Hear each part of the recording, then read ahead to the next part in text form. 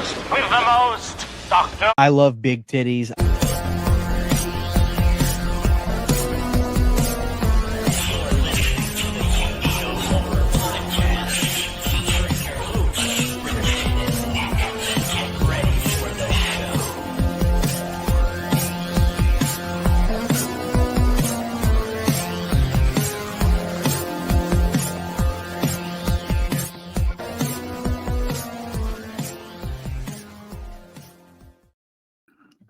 Sup?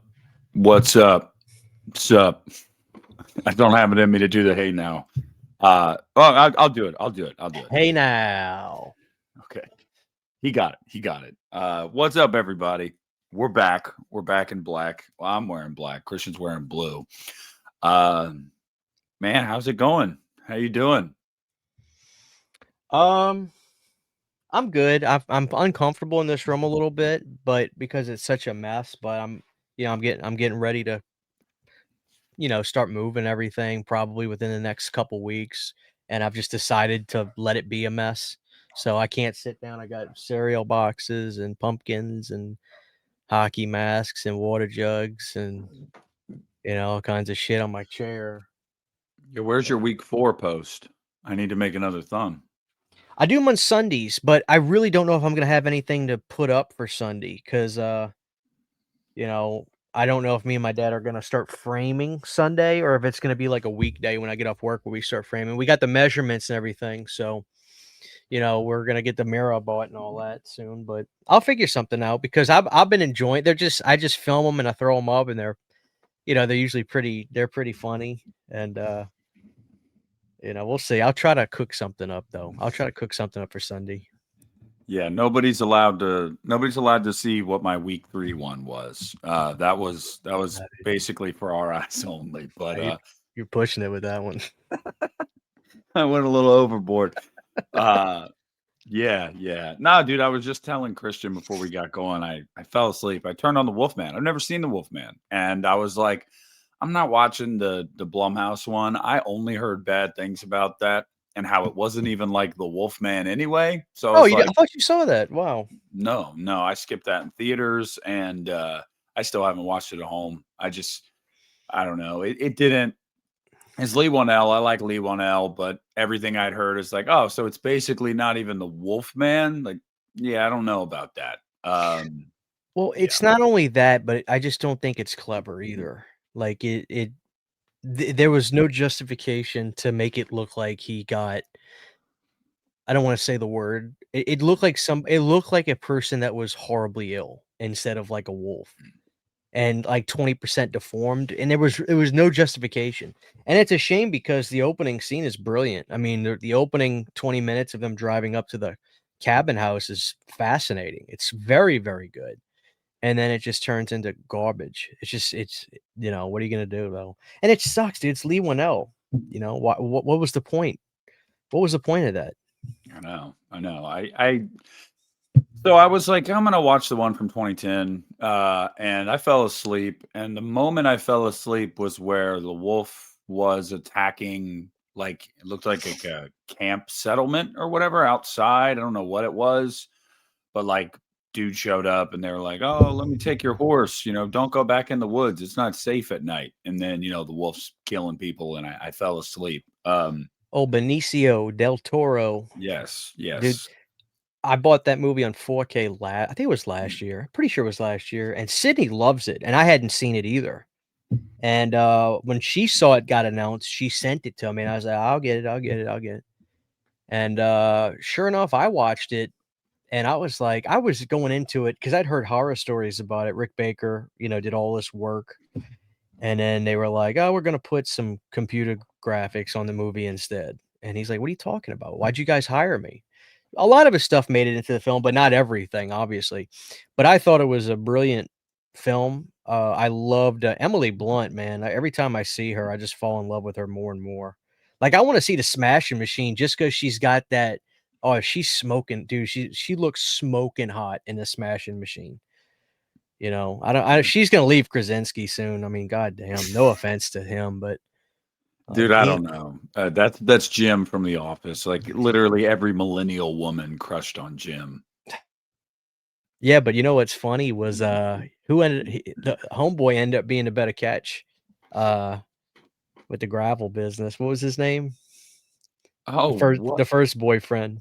Oh my God. What What's was his his name? name? Oh, oh shit. Yeah. No. Hold on. I gotta look it up. I gotta look it up. He started singing at the wedding. Remember that? He played Billy Joel or some shit.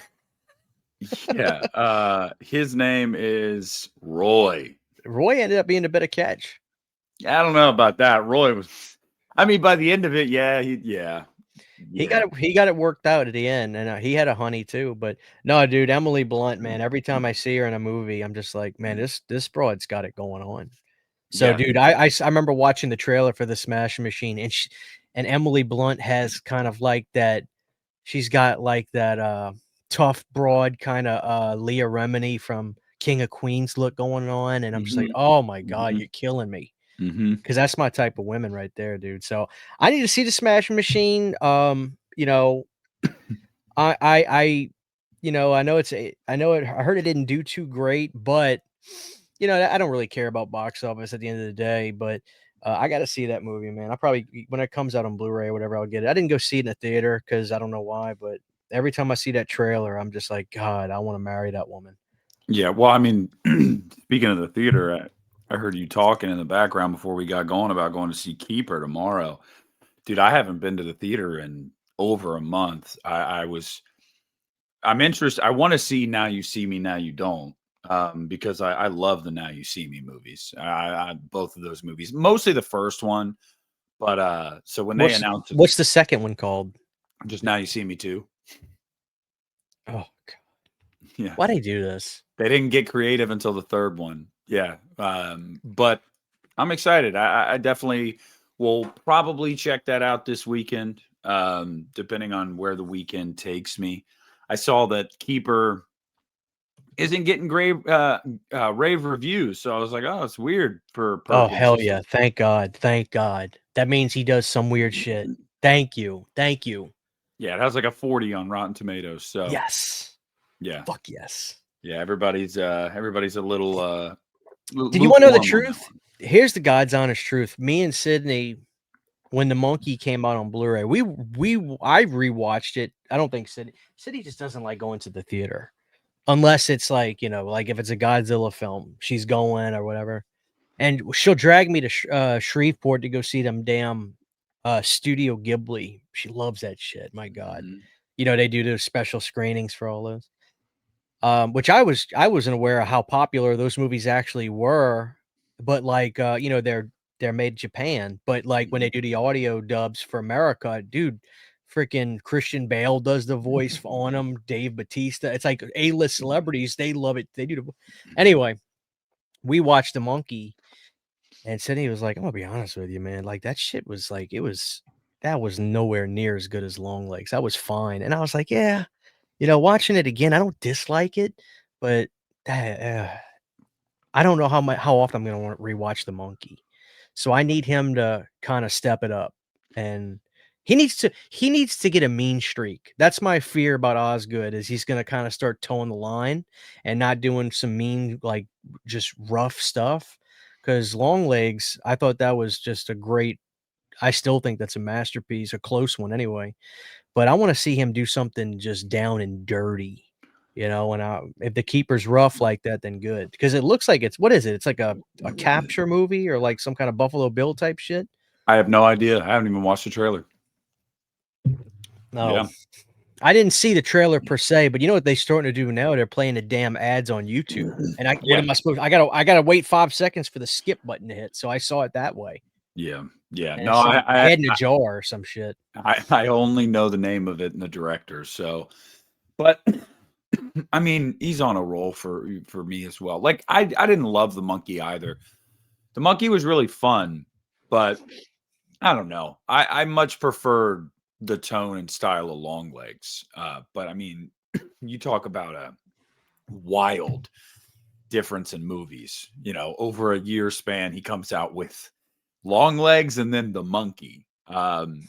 Pretty crazy to go from one to the other, personally.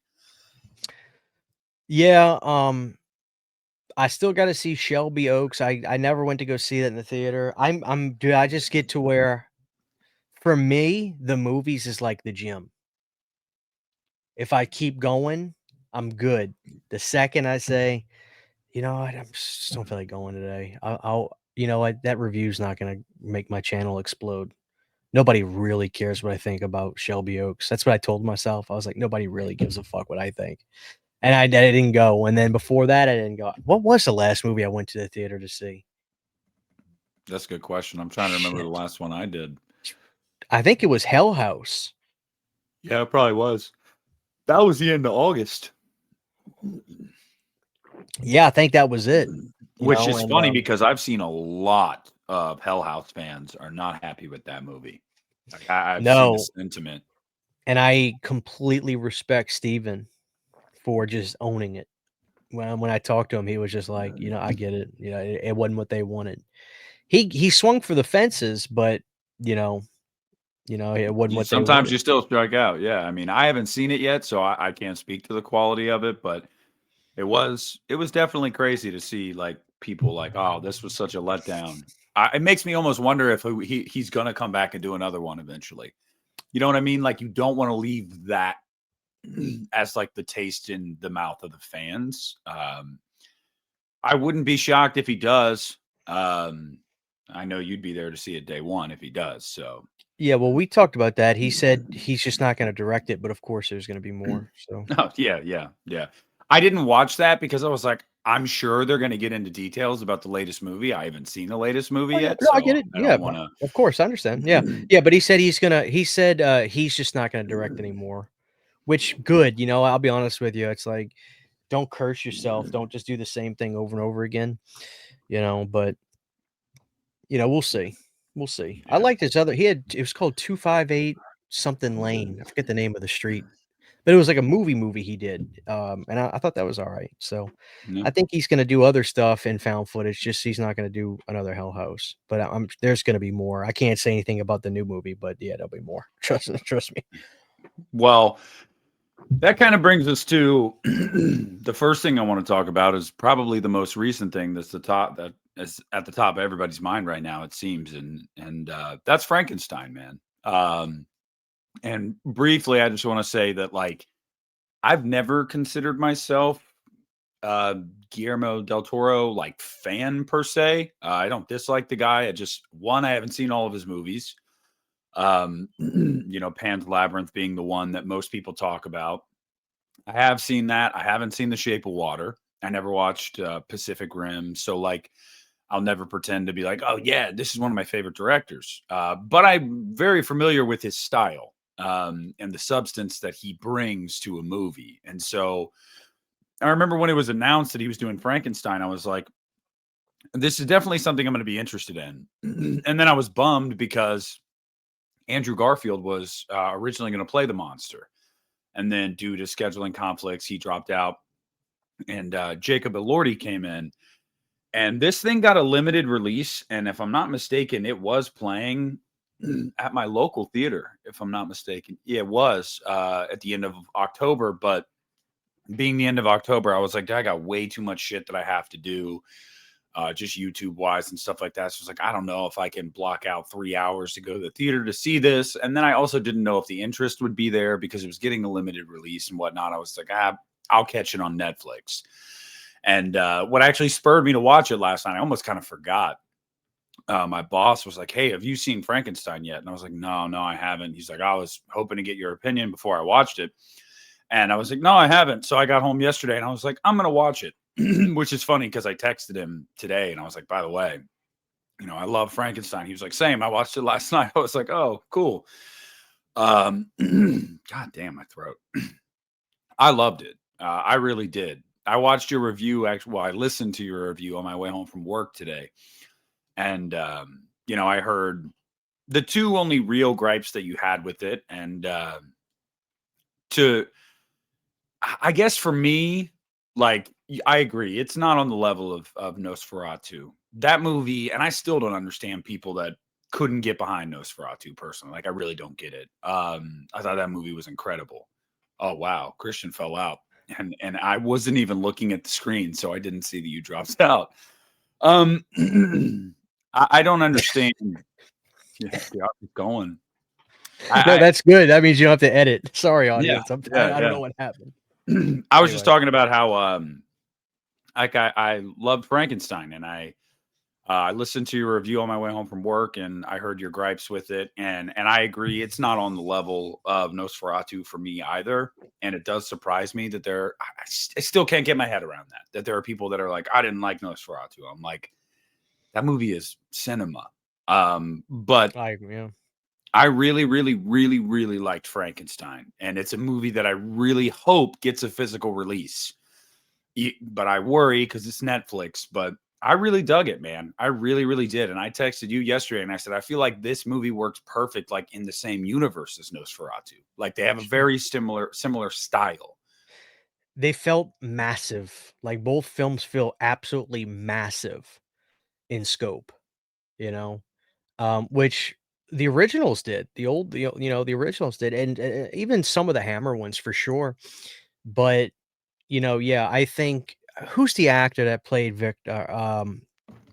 Oscar He's Isaac. Oscar Isaac. I think I said I can't get away from this guy. He's in everything, but thank God he's super talented. Like he's legitimately great. So it's like at least I know I can get lost in him. I get lost in his performance easily because he's so good. Yeah, I think this movie. The thing is, it's like I understand some people. To me, to me, I have no problem with people saying this is a 5-star film. I'll be honest with you, I really don't. Because some of the thing I think there's a lot of context you got to be aware of.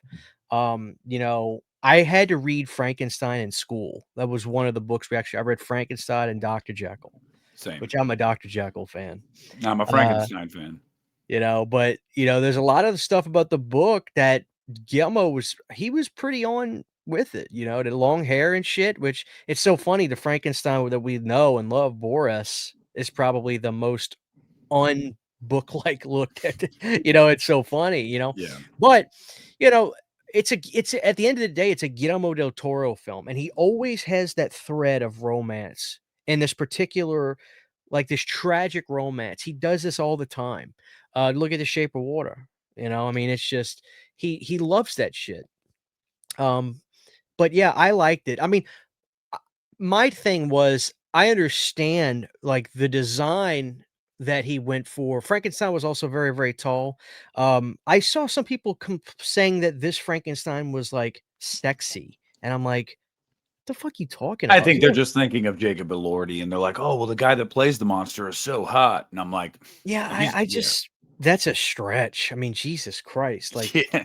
like really? No, I don't know. I can't wrap my head around that whatsoever. I can't even halfway. Usually, I like to at least say, well, where are you getting that from? And then I'll hear somebody out, and I'll be like, oh, okay, I see it this way, but that's fine. You're saying It's you wouldn't fuck the monster, Christian? what I'm saying is like I literally, respectfully, I can't even wrap my head around that adjective to describe him. Neither could I. If anything, my only gripe were, and I made sure I was clear about this, and I looked through my comments yesterday, and it seemed like a lot of people were pretty on par with me. Some people loved it more than I did, but my gripes were less about, some of my gripes were I understand why Guillermo made him look this way, but I have a preference, Yeah, and I you're actually prefer the Bob De Niro kind of more fleshy, mhm. painful. I like that better. But you know what? That Nightmare Before Christmas look, it worked for this movie. Yeah. So, Your you know, complaints were more style over substance. style, yeah. Yeah, which I feel like is totally fair. Yeah, no, I'm the same way as you. I had a teacher named Miss Milburn, and God, she was insufferable. Shout out Miss Milburn, Oh, she was or no shout insufferable. out Miss Milburn. Yeah, no, she talked and acted like she was an 18-year-old girl, and you could tell she thought she was, but she was in her 30s, and she was just a biatch, man, to put it mildly. But she was my I was wrong when I texted you last night. It was actually 10th grade that we read Frankenstein. She was my Brit Lit teacher. And I remember that was an assignment. Hey, we're reading Mary Shelley's Frankenstein. And I was like, God, I hate when I get these reading assignments. Excuse me. At that time in high school, I wanted to go home and smoke weed after school with my friends. I didn't want to like, oh, let me read a book. But I started reading it. And dude, I fell in love with that book. I mean, I love Mary Shelley's Frankenstein. It's one of my favorite books I've ever read. And so being very familiar with the source material, I was like, I feel like Del Toro, knowing his style, he's probably going to take some liberties, but I feel like the heart of the novel is going to be there. And it Right. was. It definitely was. That was very much a tragic story. Um and it was also like very clear. And I saw some people being like, I feel like he went a little overboard with Victor in this one, where he's like so clearly the monster. And like he always was the monster, but it wasn't so overt. And I'm like, no, bullshit. I read that novel and Victor Frankenstein is the monster. Like that is the entire point. But I love what Del Toro did by the end, having him see the error of his ways and whatnot. Like, obviously, that's from the novel as well. But some people I saw complaining that they were a little bit too overt with Victor being a monster. I mean, what do you think about that? I think let him fine. Let him bitch and complain about that. I mean, what do you want me to do? I feel like It's part of like that's born out of it's Oscar Isaac, and people don't want to dislike Oscar Isaac. And it's like he's very unlikable at points in that movie. sure, absolutely, and that's because he's good at what he does, and it's not for anybody to think that I think there's a notion that people need to realize, like, when you feel stuff like that, or you have those emotions, or say, like, "Nah, this isn't working. Fuck him. I don't like him. This is pushing it." People talk about it as if it was an accident. Like Guillermo saying, "Damn it, they're getting annoyed by him. They don't like him." No. You think Guillermo does anything by accident? He wants you to feel those things. He wants you to like, that's the thing. I feel like people but when they watch a movie, it's one thing to, like, have a style that they want the movie to look and feel like, but if they don't get the emotions that they already have pre-saved in their mind of what they're expecting to feel, then they don't like it. It's like a preconceived notion you have about films and it just in a different aspect. It's like, no, if you feel a certain hey, that's a good thing. If you got annoyed by Victor, he says, "This guy's a fucking asshole. This guy is so selfish." That was intentional. He wants you to feel that. Mhm. So I don't think that they're really complaining. I just think they're fleshing out their ideas without realizing it, if I'm being honest. Yeah, yeah, for 100%. And I just want to say, I had to look up the name to be sure.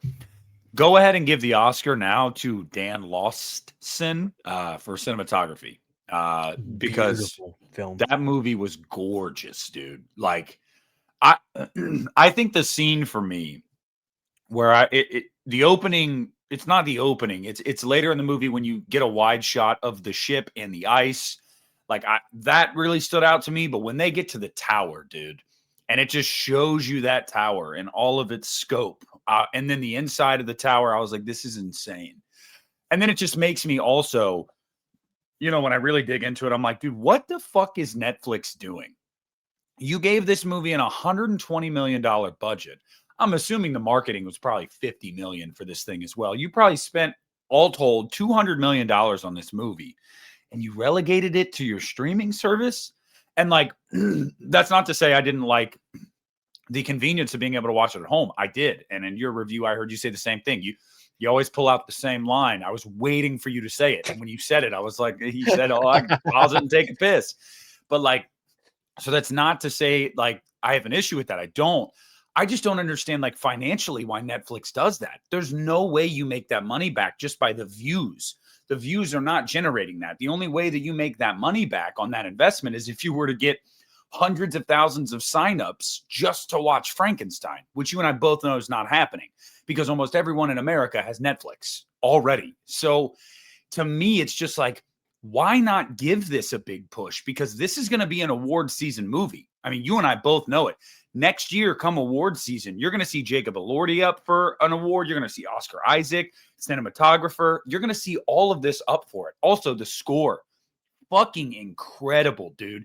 I know you're going to make jokes or whatever, but I was listening to it today while I was cleaning my house when I got home from work. That score is gorgeous, though, dude. And I was just like, it just baffles me. This is such a large scope movie, and they just did not give it the push it should have gotten.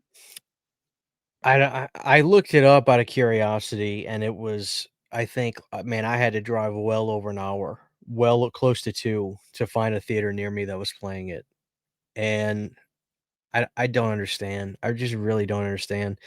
It they did that they did some, like, Japan K-pop thing that they shoved in God, I theaters, know. Yep. and it made fucking millions. It broke it topped Was that Paramount. K-pop Demon Slayer? Yeah, Yeah. yeah, yeah. Dude, it outperformed, like, every studio movie. It's like, "Come on, guys." Like, I don't get it. I remember when they put The Irishman out in theaters because Mhm. if they want a Scorsese film, they're gonna do what he wants. And even that, I was like, that's the one guy, he gets for me, he 9, 10 times out of 10 gets away with 3-hour films. Yeah. And I wanted to see it, I couldn't. So, I don't know, man, I agree, I think it was a horribly missed opportunity. Seeing We that shit in IMAX would have been something. Like, oh, are you kidding me? Yeah, it's just a shame. And I don't know if you said this when my internet froze, but yeah, the only other thing about the film that was a little cumbersome to me was just when the monsters attacking people in the beginning. yeah, I think the technique they did was pulley cables and trampolines to make the guys go up and make it look like he has like so much strength. And they did it in slow motion because they choreographed it. Because a lot of it was like one camera shot movement, which is nice, but the way it was shot was they slowed the actors down. They choreographed everything, they did everything, and then they keyed the film faster to give that kind of video game-like motion, yeah. and I just didn't like that. No, Um, no, I heard that in your review, and I don't disagree. I got to be honest with you though, like the movie grabbed me instantly because like to start it the way they do, and I fucking love the shot when they're tending to Victor laying there, and you just see the silhouette of the monster and the smoke, and you oh, just hear the yeah, roar. I was like, holy shit, dude! Like this is gonna be good, yeah. and I also really liked the storytelling in this. Like half of the movies from Victor's perspective, half of the movies from the monster's perspective. And anybody that's familiar with the source material knows that's pretty necessary in order to really truly feel sympathy for the monster.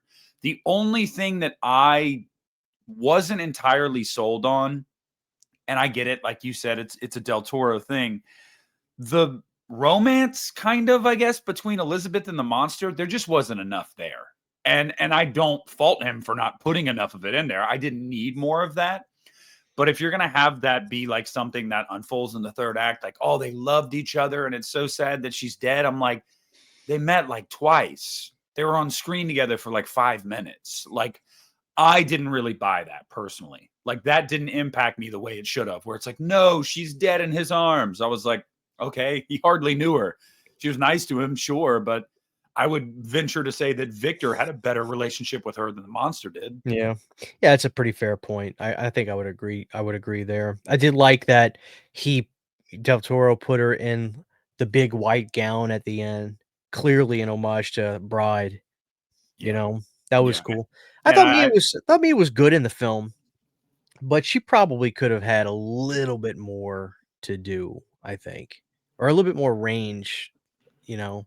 yeah, She she seemed very one note, like very one note most of the time. And that Yeah. note was working. She was doing a good job, but She it's was just, yeah, she was sassy and all that, but yeah, I think the star was his name is silly because it's 2 first names, but, Oscar Isaac. Oscar Isaac he was the star. I mean, he was just so good. He was Oh, yeah. so good. So And Lordy was great too. I didn't know what to expect with him. And also you're in all this makeup and stuff, but he was great too. I mean, I loved it. I really did. I think it's a movie that if you guys haven't checked it out yet, check it out. Um, but I've yet to really see anybody trash the movie. I think the worst I've seen somebody give it's like 3.5. So and I think what's the deal, with Edgar's? The guy did not that's Nosferatu, right? He did yeah, Rod yeah, it was Rod Robert Eggers. What's Yep. he doing now? Isn't he doing another one? Werewolf. Yes. I guess you could probably say it's probably going to be similar to the Wolfman. It's a period piece about a werewolf. He's pretty much got the exact same cast from Nosferatu coming into this one, which almost makes me wonder, like, is he going to do some shit where this is like in universe? Obviously not. These are going to be different characters these actors are playing, but like I'm just going to pretend that it's like same universe. Yeah, it's called Werewolf, and I think it comes out next year. I'm ready for that then. Yeah, good for him. And the other thing that I'm not looking forward to, and I don't think anybody is that Bride movie. It just looks, man, the images that they shared, it almost looks like a parody. It looks like MGK or some shit Yep. as like Frankenstein. Yeah. It's like, what the is this a Machine Gun Kelly music video? This looks so stupid. I mean, it's going to be for some people. I'm sure there's some people listening right now that are like, "Oh, I actually thought it looked cool," and more power to you. Oh, But the- it's not the- my flavor. It's just really not. When I want a Frankenstein movie or in that universe, I want what Guillermo did. I want something like that.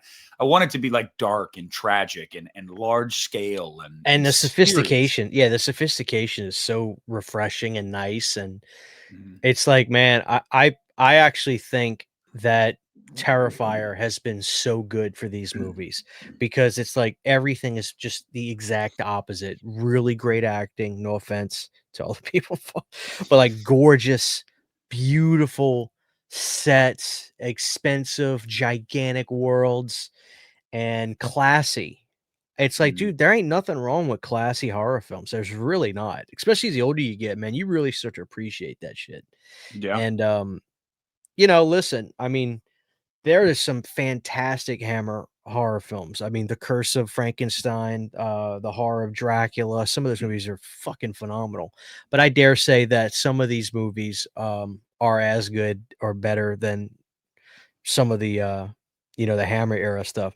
Now, in terms of Dracula, you know, I'm not going to count Nosferatu considering that's, we'll separate that. I do think it is time. You know, there was a really good Dracula series on Netflix that came out in like 2020, but it was like a 3 episode thing. But I think it's time to have another Dracula, like a really Oh good yeah. Dracula. Oh yeah. You're in the 79 camp, right? That's your favorite Dracula? That's my number one favorite. Yeah. Frank Langella, the Mhm. greatest. Donald No, Pleasant. I think Christopher Lee is iconic, but Frank Langella he was the perfect. That movie was fantastic. That was a big budget film. Uh, yeah, that's a great film. 79. Then I love Prince of Darkness because that's the movie with the iconic Christopher Lee, like fang face shot. That's a great one. And yeah, I mean, there's a lot of great Dracula films. I love Bram Stoker's Dracula from '92. I mean, Yeah, so do I. I think we're seeing that kind of renaissance of Universal monster films. And It's amazing, dude. It's like these characters, I don't know if we're there yet with Freddy, Michael, and Jason. It's just like we're still continuing on those series for some of like Halloween and stuff in a sense. But like, man, like when these characters come back, man, it is huge. Even if it's on Netflix, yeah. it's like Yeah. Frankenstein. It's still fucking Yeah, huge, you man. saw it got like 30 million views in the Yeah, over first a 3 days. weekend. It's like, Yeah. what the hell? Well, I've said this in videos before that, for all the people that are out there that are like, "Oh, we don't need more Halloween or Nightmare or Friday the 13th. It's been done to death." And I'm like, y'all need to understand that those are the modern day Frankenstein, Mummy, Wolfman. That's what these characters are. 100 years from now, you're going to still see these kind of movies, Halloween, Nightmare, maybe Nightmare, who the fuck knows, but because like those characters have proven they can stand the test of time, like different eras, they still come back. That's what these classic monster movies are too. Now, I don't think we're ever going to get to the point 100 years from now where it's like this big sweeping operatic Halloween movie, like Frankenstein was, but I could be wrong. I could be totally wrong. By then it might be viewed as classical and someone might want to take a really tragic love story approach with it. Who knows? But no, I agree with you. Dracula definitely needs to come back, but I want it in the vein of Nosferatu and Frankenstein. I won't accept anything less. Like I want an auteur filmmaker. I want a big budget. I want it to be like I want to feel the weight of how classic that shit is, because that's how it was for Nosferatu and Frankenstein. You felt the weight of like, this is a big deal. This is an important story. I want that with Dracula too. That would be good. I'd also like to tap into like Phantom of the Opera again and Dr. Phibes. You know, I saw people asking Guillermo to redo Phantom of the Opera now. Like, hey, you should do Phantom of the Opera. Let him. I would trust him with about anything. Shape of Water, it's like I get that movie in terms of the quality and stuff. It's just a little too weird for me. I mean, she's fucking the fish man the whole movie. It's just I've never seen it, but I know enough about it, and everybody describes it that. No, everybody describes it that way. Yeah, it's like a romance with a fish. You ever seen the movie Splice? Remember that movie Splice? Yeah. You know. Yeah, I don't. Won an Oscar though. I fucking hate that movie Splice. I saw that shit in the theaters. Oh, it sucks. Yeah, I didn't see it in theaters. I watched it on streaming years ago, and I was like, "This is ass." I don't. Yeah, but some people will defend that movie. They'll go to the mat for that movie. I've heard people compare Splice to Frankenstein, like a similar story, and I'm like, maybe if you're on fucking crack. I guess. I hate those movies where they just start fucking these animals. It's that's an animal. I'm sorry, that shit grosses me out. Yeah. Who's that actor too? God, he's in everything. He was in everything for a long time. I want to say, but I don't want to be wrong. Hold on. I think I know. I know his face because he has such a distinct kind of like Adrian Brody. Yeah, he just God. His nose. His fucking nose, dude. Yeah. He's been in he was in everything for like he's in 7 Predators. Years. Yeah, Predators. He was in King Kong. Yep. He was in The Village. Yeah. Oh God. You know. Did you see shit? Did you see Predator Badlands? No, man. I swear I really need to. I want to. My boss from work it was yesterday morning because I think he went Tuesday. So yesterday morning I'm at work, I'm at my desk, he comes up to me, he goes, "It was fucking great." And I was like, "Was it really?" He's like, "Listen, man." He's like, "This movie is fun. The whole thing is like a roller coaster ride. It's super fun." And I was like, "Well, I'm hearing that, if I go see it in theaters, it's one thing, but I don't know, maybe I'm thinking I'll see. Maybe I'll go see that tomorrow instead of The Keepers. I don't know. I want to, man. Like I really want to see it. I want to see another Predator film that I hope I like, because I liked Prey big time. I think Prey is phenomenal, quite frankly. Yeah, it is. I haven't seen it either. But I heard a lot of good stuff about it. And it pissed off the right people too. So which makes me believe that it probably is, a good time. You saw the same complaints with this as you saw with Prey. It just gets to a point where it's like, do you all have an original thought anymore? Or like, do you just hate everything? Like you just walk around wanting to hate everything. Who are you talking about? Just like people on the internet? Oh, it's woke. It's woke. It's Disney-fied. And I'm just like, shut up. You know what, dude? I heard the same thing about Toxic Avenger. And I reviewed it. They sent me the Blu-ray they sent me the Steelbook to watch and do a review on. And I was like, well, I haven't seen the movie too, so you guys want me to review it? They're like, yeah, please review the movie too. So I did, and I said that. I was like, man, I don't know where you guys are getting this shit. Like, there are movies that clearly are made by people who have something to say before making a film. Black Christmas 2019. We know this. Yeah. Like, to deny that would be to lie. But I swear, because Lloyd's pretty vocal online about his politics and stuff. Lloyd Kaufman, that is, the owner of and I think what happens is when you see somebody just share their opinion or disdain for certain people, you just assert that automatically with a movie that comes from a, you know, that comes from a company that's involved with something like that. And it's just not the case. I mean, there was nothing political about the Toxic Avenger, for God's sakes. Except the Yeah, fact that people don't like Peter Dinklage because, like, he got that Seven Dwarfs movie, whatever. They hired a bunch of little people, and then he bitched about it, so they fired all of them. So, people don't like him because of that. I get whatever, but there was nothing. I wasn't swayed to the left or the right by watching Toxic Avenger for fuck's sake. I I know. swear, dude, like it's getting pretty crazy out on the internet. I saw um the thing is this, dude. It's like with the when it comes to the territory of the internet, you are exposed potentially to millions of people every day. And you have to realize a lot of people, they just have shitty opinions. They just do. And you can Yeah. tell it when you first read it.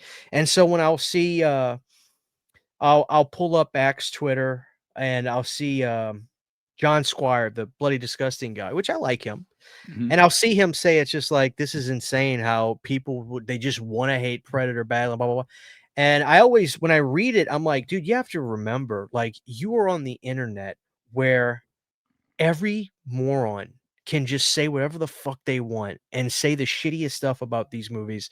And odds are half of them don't even believe it, but they just want to talk shit.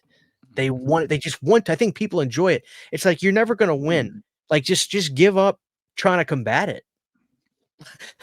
You're Yeah, not yeah. you're not beating it. It's like You- people will shit on everything because it's the internet. If you can talk shit on the internet, most people will. That's just the way it is, you That's the know? thing too, is like I'm Constructive long. criticism is a lost art. I just want to Yeah. say that. It's deeper than that, though. I really think because like these people don't actually want to constructively criticize. No, These they don't. people go about life looking for something to complain about in all of the media that they consume. And if that is how you want to live life, I feel like that's personally a miserable fucking existence. Like, oh God, what's going to piss me off in this movie? I mean, really? Like, there are enough real world problems that I have to deal with in my day to day life where I don't go into a movie and go, there better not be a woman in this fucking thing, or I swear to God, like, you know what I Right. mean? It's like, that's not even constructive criticism. That's just bitching to bitch. And so, yeah, you're wasting your time trying to combat it. And I respect the hell out of John because he does call these people out for just their Neanderthal fucking like no logic whatsoever views. Like it's stupid, It but is. you are not going to win. I They're do, that's not. what I'm saying, and the second he says anything, and again, I like John, and he's a grown ass man, he uses the internet however he wants, but I feel bad. Anytime he does try to say something, I'll see immediately as soon as he does, like, a post or a repost, people come right back at him in the comments, "Oh, but you didn't like this for the exact reasons you're t," and I feel he's gotta fight him off, like, immediately, and I'm just like, "Dude, I can't." That's why I just, dude, there are days where I wanna say some, like, insane shit on Twitter and just, like, say what I'm really thinking. I stop myself. You can now, buddy. I'm just saying, Elon. Like I see some shit on there that I think toes the line Oh, between. yeah, are you kidding me? Yeah, they probably shouldn't be allowed, but Dude, you know what's funny? A lot of social media, it's like it's kind of all bets are off, and I'll say this, obviously, it's nothing that would make it's nothing that would make me look like a bad human being per se. Not in the sense that I would hurt anybody or I dislike anybody, but my point is my Instagram feed, dude, the shit that comes up is diabolical. I know you send a lot of it to me. But everybody's is because, Yeah. like, Instagram, dude, and here's the thing, some of the stuff that passes through Instagram, you gotta have that volume low if you're around Yeah. people. Yeah, you do. You Holy gotta have your shit. volume low. Dude, I saw you commented a couple weeks ago. You replied to a comment on a reel and you were like, found you because I had Oh, commented on I it. do that every time when I see my friends. I But always say But you have to understand where I'm coming from, because it is exactly your point right now. I see this like it looks like a sentimental video of a guy staring at a Christmas tree at night. And what do I think is going to happen? He's going to start beating it. Like With that creepy piano piece. Yeah. Yes. And so like I commented, I was like, dude, I thought he was going to start beating his shit. And like, because that's Instagram. You just I know. And it's like, dude, that's what it's so funny. But yeah, when I scroll through Instagram, my volume's got to be low because you never know what's coming down the pike. Yeah, You gotta be careful, dude. It's wild. Everybody's is. I don't care what anybody. Everybody's Instagram feed is like that because we all have twisted, fucked up senses of humor. We all do. You know, it's not being fake, but when you're in public and you're a respectable human being that's a productive member of society, you know, you can't just talk about you can't talk about, dude. Instagram feeds is locker room talk. That's exactly what they are. Like it's a metaphor for locker room talk for boys. You know, that's exactly what it is. Yeah, you don't look. You're not going to get many jobs. Anytime I see one of my friends like comment, or you know, now it'll show like a couple of your friends who liked a reel. Yeah, like there'll be little bubbles. And if it does, if I see like it's one of my friends that's liked one of those reels, I'll send it to him to let him know, hey, I see you. I see you. Funny thing is, I feel like Christian intentionally doesn't like a lot of them because rarely do I see you actually like one. But I watch long enough. I watch long enough. That way Instagram knows like I'm entertained by this. Yeah. Yeah. You don't want anyone somebody using that listen right against now. you. Somebody listen right now. They know what we're talking. Yeah. Look, they say it all the time. Group chats, like if your group chat gets leaked, you're cooked. Like in this day and age, you're cooked. But we have Christian created. I'm not going to get into details, but he created a separate group chat a couple weeks ago, and it's something, man. It's entertaining. It's definitely entertaining. It's for specific content, but you know, I don't know, man. That's social media, but yeah, going back to like Predator and all that. Well, never mind. Anyway, so I feel, dude, it's kind of crazy. Like I gotta say this. Anybody listening to this, if you watch movie review channels about like that exact stuff, listen. I hate it when I see people in the comments of videos, and I'm not blaming the YouTubers or anything like that. I'm blaming you people, the audience, the people that say this stuff. What do you mean? If I see you, hold on, let me just preface this. If I see you guys comment, or if you're the type of person that says, I was waiting to see what you said, thanks for letting me know, now I can skip this. No, you got to stop thinking like that. You have to. And my point is, because being on the internet now, it'll get to you because you'll see so much vitriol about movies like Predator Badlands that it'll make you say, well, I'm not watching it because apparently, you know, apparently this movie is this or that. And you have to see everything for yourself. Now, I'm not saying you have to see it right away, but don't look at anybody as your barometer for seeing or unseeing movie. Watch movie reviewers and watch stuff because you want to see, you like their thought process, you like their opinions, and I'm just interested in seeing what Nick says about this. But nobody should say, okay, well, if Nick likes this, I'm going to go see it. But if Nick doesn't like this, I'm not going to go see it. No, don't ever be like that for any content creator, anybody. I'm not. Especially me. I have terrible taste. You know, I'm serious though. It's like, dude, I agree. I feel like that's a problem with people nowadays. It's like, it's confirmation bias. It's exactly what it is. You want people, and I get it. You know, you look up to these certain people and you trust their opinion. So when they say something about a movie or whatever, and you are like, you go into it thinking like, I was hoping I'd like this, and since you like it, I probably will. I understand that, but like, yeah, dude, I've had many a reviewer that I've watched for years, or you know, looked up to in any kind of way, that I've been like, oh, I didn't agree with their take here, and like, it just is what it is. Like, whatever, okay, I'm still gonna go see it for myself. Like, I'm not gonna.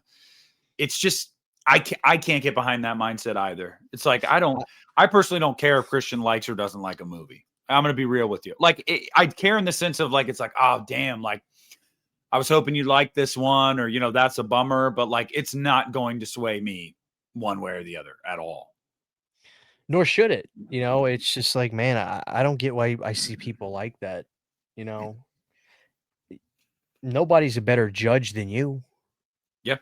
You know what I'm saying? Yeah, it's one of the things that I find oftentimes on the internet is like when I do a ranking of a series or a review or something, and people will kind of get up in arms about it. I'm like, I just don't see how you can think this or think that. It's like, I know it's crazy. I just think that, like, wild. Like, I'm not saying that it's the truth. It's just, I don't know. That's my opinion. And trying to argue opinions is weird too. Like, it's really weird. I'll argue certain things. Like if somebody wants to say, I saw a comment today on a Frankenstein review where someone said movies are just not well made nowadays. And yeah. And I didn't argue with them, but I saw it and I was just like, that's just something that I'm like, you're objectively wrong there. Like, especially if you're saying that about Frankenstein, you are objectively wrong. But like, I'll argue those things all day. Imagine seeing Dune and saying that. Yeah, well, I'm serious. No, like, I agree with you. Dune is one of the most breathtaking films visually. I mean, it is insane how great movies look nowadays. Not all of them, but I mean, what? Yeah, I know. I know. It's like, yeah, Nosferatu was another one where if someone was like, I was kind of bored, wasn't really my thing, totally respect it. That's a taste thing. But if you're like, that just wasn't a good movie, I'm like, well, you're just fucking wrong. But again, you're not going to change that person's mind anyway. So this all goes back to like, we're just in this weird time where it's just like, you might as well not even argue about anything. Like, just put your opinion out there and just pull the pin on the grenade, drop it, and walk away. Because that's, I mean, you're gonna go in circles about this shit. Which is wild, but not really wild at the same time. It's to be expected. And I want to say this too. This is not the majority because I'm very, very blessed in that most of my audience that regulars, for instance, most of my audience are like rational people.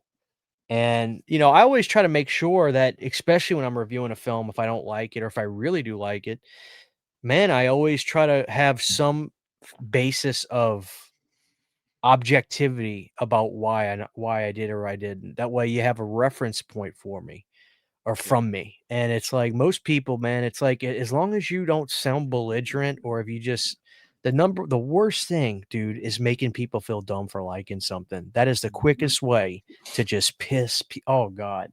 Quickest way for me to stop talking to you. Like, okay, we're done having this conversation. Yeah. Because, it's just like, and you know damn well I've heard that a lot with some of my takes. Like, I get that. That comes with the territory. But like, I'm never going to get you to see why I like something if you don't like it. So why are we even arguing about it? One of the craziest, honestly, one of the most rewarding things has been turning people around on what's it called? Rob Zombie's Halloween 2. That's been really cool. I have changed minds on that movie. I definitely have. But do I think that is a worthy fight? Not really. No, for any movie, because most people are going to be dug in on their opinions and they're not really willing to change. So, but yeah, don't make me feel like I'm an idiot for liking something that you didn't, because I got a secret for you, Christian. I don't know if you know this, but like, we all like movies that most people would probably say are shit. And we all have those movies. So I don't know. Just kind of weird energy.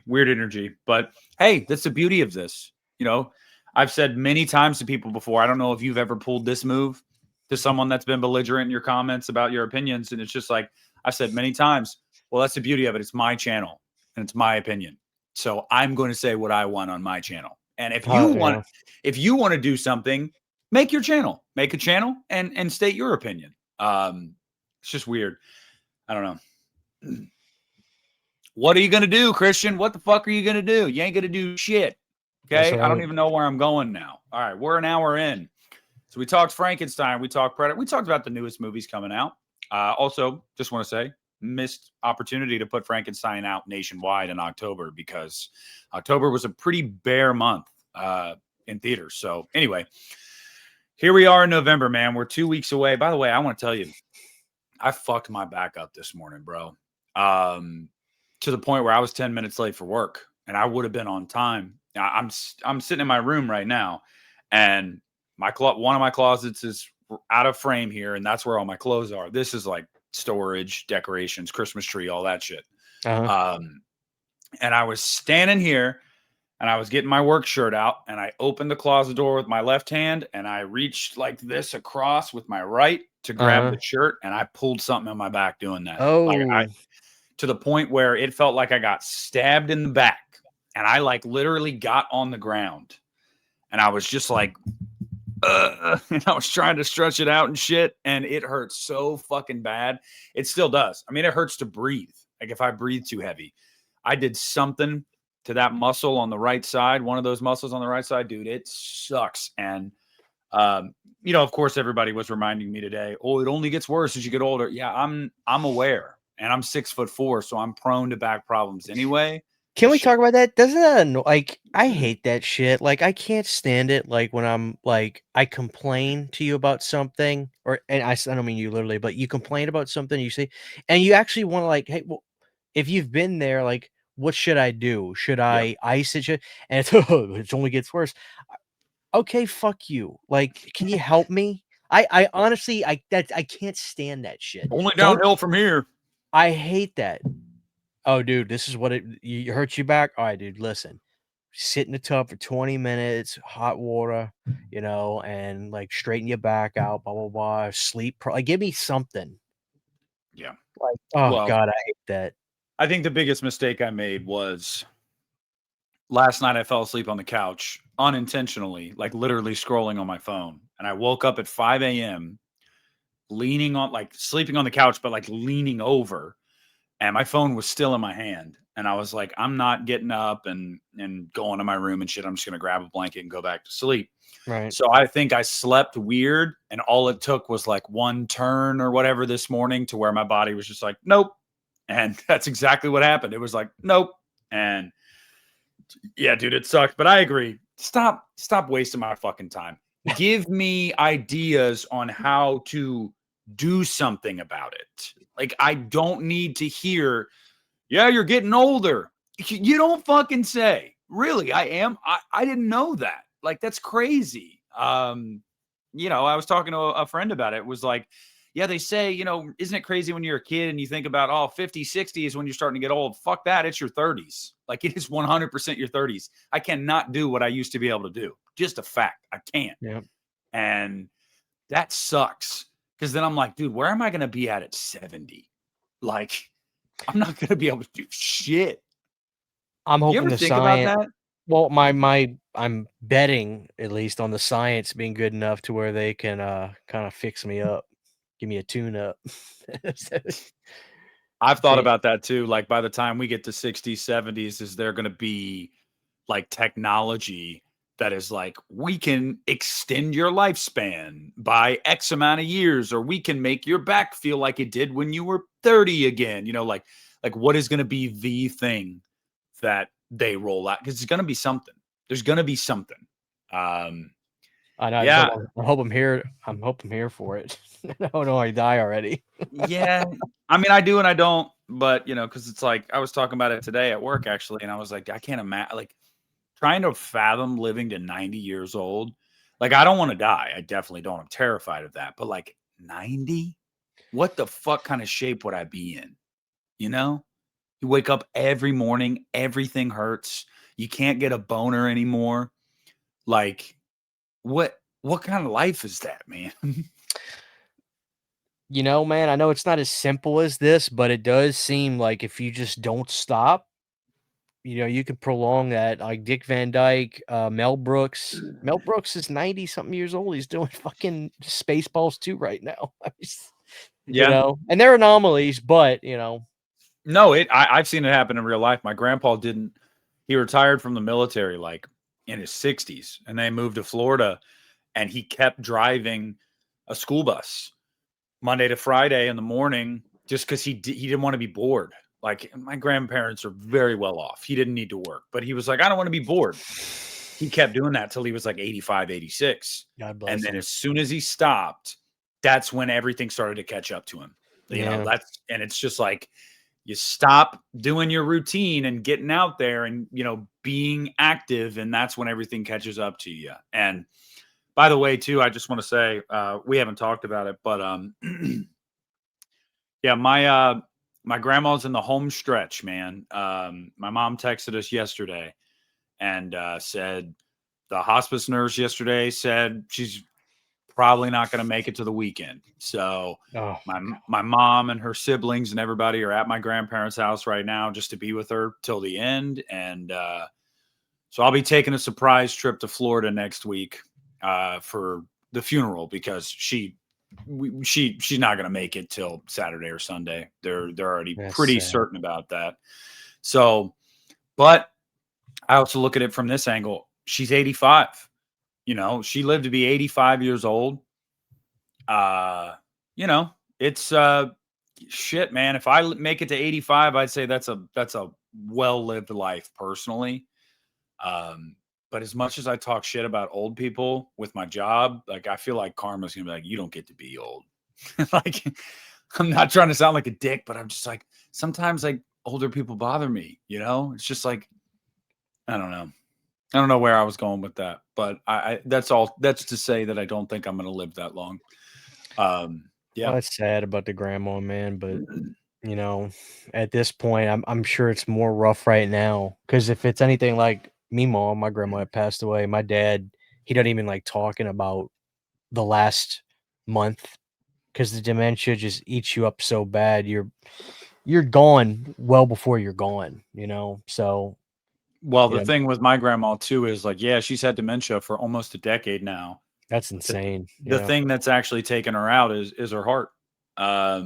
She's in heart failure, and so I was talking to my mom about it the other day, and I was like, well, I guess one of the upsides with this whole situation is that the heart stuff took her out before the dementia got so bad that she was because I had a coworker's dad.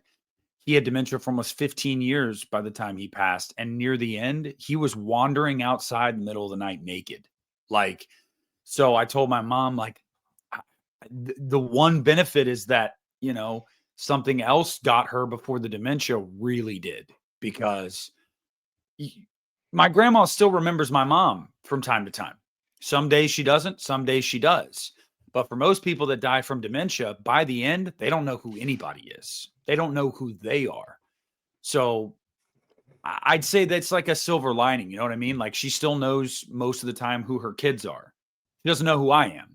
I talked to her the other day. I FaceTime my mom, and after my mom had told us the news, and I said, you know, I want to see Nana. And, you know, my mom had to tell her who I was. And when she tells her who I was, it's like she remembers. She's like, oh, yeah, you know, like, oh, you're so big now and stuff like that. And it's like, yeah, I'm in my 30s now.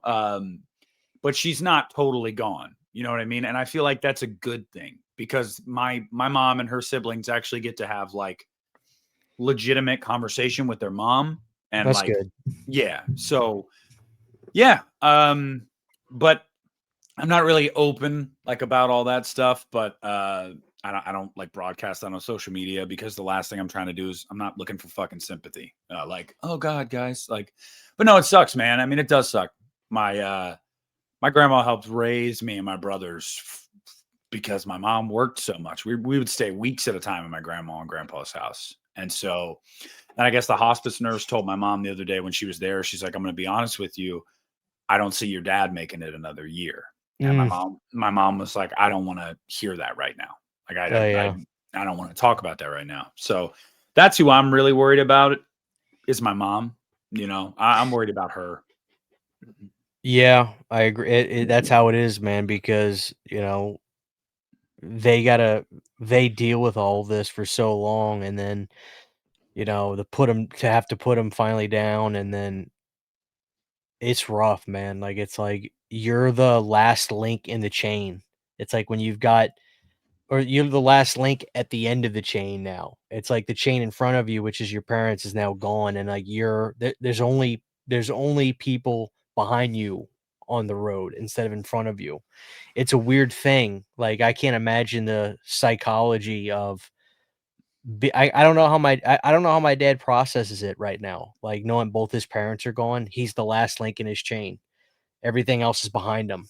You know, I don't. That's I can't even wrap my head around that yet. Yeah, Christian had a very morbid way of looking at it a couple weeks ago when we were texting, and he was like, "Well, this day's going to come for us too with our parents." And I'm like, "Yeah, I don't want to think about that. It's true, but it sucks, man, because like I don't have any relationship with my dad. I don't even really know who the dude is. So like when my mom dies, that's basically both my It's your parents whole world, at yeah. once. Yeah. So and then I think about it, I'm like, dude, my mom she's 58, and she got a lot of Oh, health she's a problems. baby. Wow, she's only 58?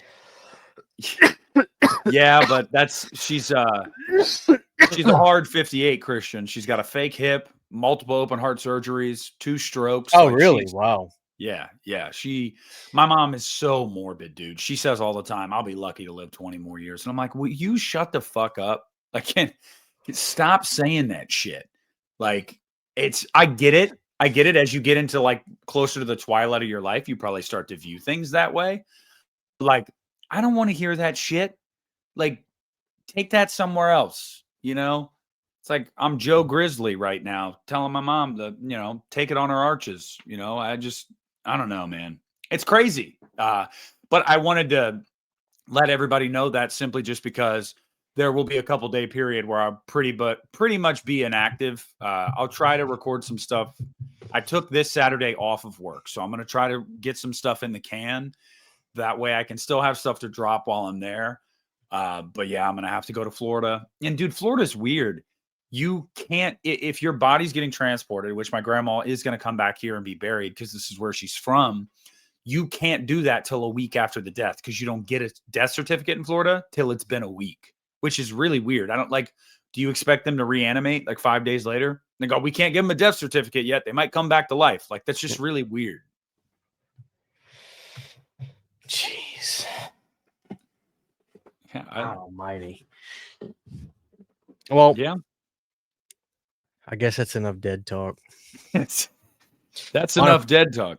I tell you though, man, on a positive note, when all this stuff went down, with my dad's side of the family and everything, I had to go to my grandparents' house because they're wanting to watch Tulsa King. And so I was buying them the Blu-ray of season 2. And my grandma, God bless her, she was just having trouble figuring out how to work the damn Blu-ray remote. So the other night, a week or so ago, I went over there and I brought my grandma some 7-Ups, some Shirley Temples, because they don't have them near us. I have to go drive to get them. And I was over there, and my grandma was no, my brother texted me a picture of a poster. There's a theater in our town, and it's a nice theater. It's like a big theater, not a movie theater, but like a theater where acts come through or Yeah, whatever. yeah. And there's going to be a Huey Lewis and the News tribute band called Harder Rock and Roll. I looked them up, and they're huge. I mean, they do big venues. They sound phenomenal. And so it's this Saturday. And so I told my grandma, I said, we all need to do something as a family. Like, we haven't done nothing in a while. The last time we were together was my other grandma's funeral. And other than that, let's go do something. So I bought my whole family tickets. My mom, dad, Sydney, me, my grandma, my grandpa, my uncle. We're all going Saturday to see the Huey Lewis tribute band. I'm fucking excited because I love Huey Lewis. So that'll be They fun. better I'm looking forward to that. they better not suck. No, It's they're like good. No, they're world class. I mean, they travel the globe. This is what they do for a living. They're very world class. They're a real deal. all right. So Good. Well, yeah, dude, we don't prioritize that enough. It's like it always takes something like that happening for us to be like, hey, maybe we should like get together and do something. It's like, yeah, we probably should. It's like, I don't know. Life is short and fickle. it's like whenever nothing crazy happens, life seems inconsequential for a while. And you just get stuck in your routine and you just want to go to work. And then as soon as you're done, you just want to go home and then do nothing. It's like, it's sad, but it does happen. It's where you We just take it like for granted. We take it for granted 100%. that, and we're living in a simulation anyway. Yeah, what's your thoughts on that Truman Show? You think I think that movie is. I think that movie is somewhat of a metaphor for life, although it's reversed today. Now we can't help but put ourselves in front of a camera. Yeah. What are you talking It's about? almost I'm never in front of a camera. it's almost like the Truman Show was a prophecy, but not in the way it intended to be. It's like the opposite. It's like now it's almost like if they made the movie today, he would. I don't know if I don't know how you would do it today. But my point is now it's like he wants to get off camera, and now everybody today wants to be on camera. Yeah. Everybody. So it's just What do that's a you think? great fucking movie though. Was the moon landing real? Fuck no. Are you kidding me? Like, dude, why have we not gone back to the moon since 1969? Why do none of those guys involve swearing a Bible? Have you seen those videos? I haven't. You have seen those videos. Maybe Where I have. Armstrong and all, like these reporters go up to him and say, "Do you just mind swearing on the Bible that you landed on the moon?" They won't do it. They won't do it. Yes, the moon landing was fake. Nobody Who believed directed it it? was Who real. directed it? Do you remember that video of Richard Nixon on his cell phone? Not a cell phone, on the phone, In the White House? and they're talking to Neil Armstrong. How the Yep. fuck you calling the moon on a landline They got a landlines up there. in '69? Dude, of course it's all bullshit. Why they faked it, and what's the purpose of it seeming like, It was a pissing contest with Russia. That's the whole reason. If Yeah, it was dude. faked, it was just to be like, "Oh, fuck you, Russia. We did it first." It's all bullshit. We did not go to the moon. We didn't. There you guys have it, No, dude, Christian. nobody believes that. My thing with the moon landing is there's a lot of weird stuff, but like the flag blowing in space, the vacuum of space, that's literally impossible. Like that cannot happen. I don't know. Yeah, I don't know enough about it, admittedly, to speak on it, but I do find a lot of that shit to be really interesting. I tend to believe that probably something along the lines of Transformers Dark of the Moon, like they went there, then they went dark on the moon and they found like robots and a crashed Autobot ship and they brought the robots back and that's what the real aliens are. If when aliens let themselves be known to us, if they are Transformers, bro, one, we're all fucked. Like, if you're scared of little Martians from like Mars attacks, nah, dude. What about Megatron? Okay, you're fucked. Like, we're all screwed. They're gonna enslave the human race. That's my biggest fear, man, because I think it was last week, me and Sydney were just, we've been trying to find different stuff to watch at night. And last night I watched Shawshank Redemption. What a movie that is. Yeah. But last week I was like, she said, just go grab something. Just no horror. Like, do something that's sci-fi, action, whatever. And I came back, I said, I got the Tom Hanks War of the Worlds. You want to watch that? She goes, yeah, put that on. Dude, that movie fucking slaps. That is one of the best remakes of all time. Yeah.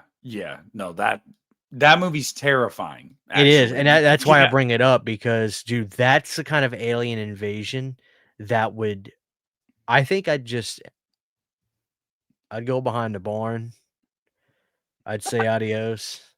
And I'd save myself the trouble. Eat a slug or two. Yeah. Like, dude, that movie, like when you see those they things, vaporize you. They'll just vaporize you. Terrifying. And then it's crazy too, because like one of the things as a human, I'd rather take my chance with Zilla. Yeah. Oh, yeah, for sure. Because he might be like the friendly Zilla. I mean, sure, you might die as collateral, but like he's not coming for you. But dude, no. The scariest part of War of the Worlds for me is like, as humans, we always think like, what's one thing we always think of in like a catastrophe? Go underground. Like a bomb, a tornado, go underground. Okay, well, in War of the Worlds, you can be underground and they'll send their fucking foot soldiers out, Those little fucking arm go things. underground and kill you. Yeah, it's like you're not safe anywhere. And I just the whole thing by the end of that is that they're like they can't get used to Earth's atmosphere, so they start dying off. But it's like, how long would you have to survive before that started to happen? You know what I mean? Weeks. That movie is so fucking good. It's unbelievable. We need a movie like that again. We need an alien movie that's like take no fucking prisoners like that. When it comes to alien horror films, I think the best one is probably, let's figure this out. It's actually a good topic. Like alien I love The movies. Fourth Kind. I love The Fourth Kind.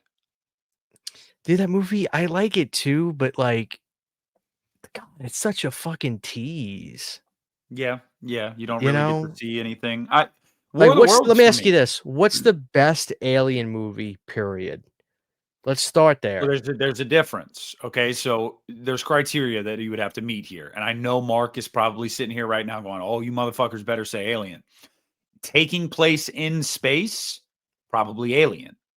Okay, yeah, On that's a Earth, different. I was gonna yes. say if Yep. it's scary, like the On OET. Earth. So you're talking more like an invasion type movie, like coming to our soil. It's Tom Cruise's War of the Worlds. Yeah, Uh, let's say Alien Invasion. Let's say that. Yeah. Tom Cruise's War of the Worlds. A lot of people will probably say Independence Day. I'm not convinced. I love Independence Day, but I would take my chances with that movie surviving that over War of the Worlds. Like I'd be fucked in War of the Worlds. Cloverfield is also a really, really good one. Now, granted, that only is that's just to New York City, but I would personally say Cruise's War of the Worlds. But I gotta throw my hat in the ring for Mars Attacks. That movie actually did scare the shit out of me as a kid, even though it's more of like a dark comedy, because they took us out with ease. Like thinking about, oh, it's these little green bastards, and they just wipe us out like that, like so easily. That's a terrifying thought. But it's probably War of the Worlds.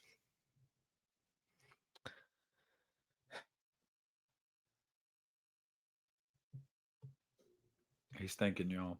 Well, I'm thinking, but I guess I need to quantify this more. Like when it comes to alien invasion, like my number one answer for alien invasion was actually going to be Fire in the Sky. Okay. Yeah. Yeah, that is pretty fucking good. You're right. I don't know though, Christian, but then we get Signs. Signs doesn't feel as apocalyptic as War of the Worlds, but and that's the thing about, terrifying. yeah, Signs is terrifying. That's why I'm thinking about this. Like I'm not dude, I go to fucking, you know what else is an alien film? It's not best, but you know what else is really an alien film? Killer Clowns from Outer Space. It is, yeah, it It's an is. alien film. They're killer clowns from outer space. God damn. I guess the question you have to answer for yourself when you're asking this question, to get your answer, you have to go, what do I think? What scenario, if I'm planted in this scenario, do I feel like I'm the most fucked? And that's why I go with War of the Worlds. Because you're not safe underground, you're not safe above ground, you're not safe in the sky. Dude, they're taking out, there's EMP bursts. No technology works. You can't drive a fucking car away. Like, you are a sitting duck. And then if they get you, you somehow survive all the fucking vaporization and shit. They take you up in their fucking like mouth and slowly obliterate you one by one and spray your blood everywhere. Like, dude, War of the Worlds would be the one that I would be the most fucked. Like, Signs is creepy. Don't get me wrong. Throw some water on that bitch. You know, like. I mean, are people gonna be like, "Oh, you guys ain't talking about the Thing"? Yeah, but that's not an invasion, really. That No, is in remote Antarctica.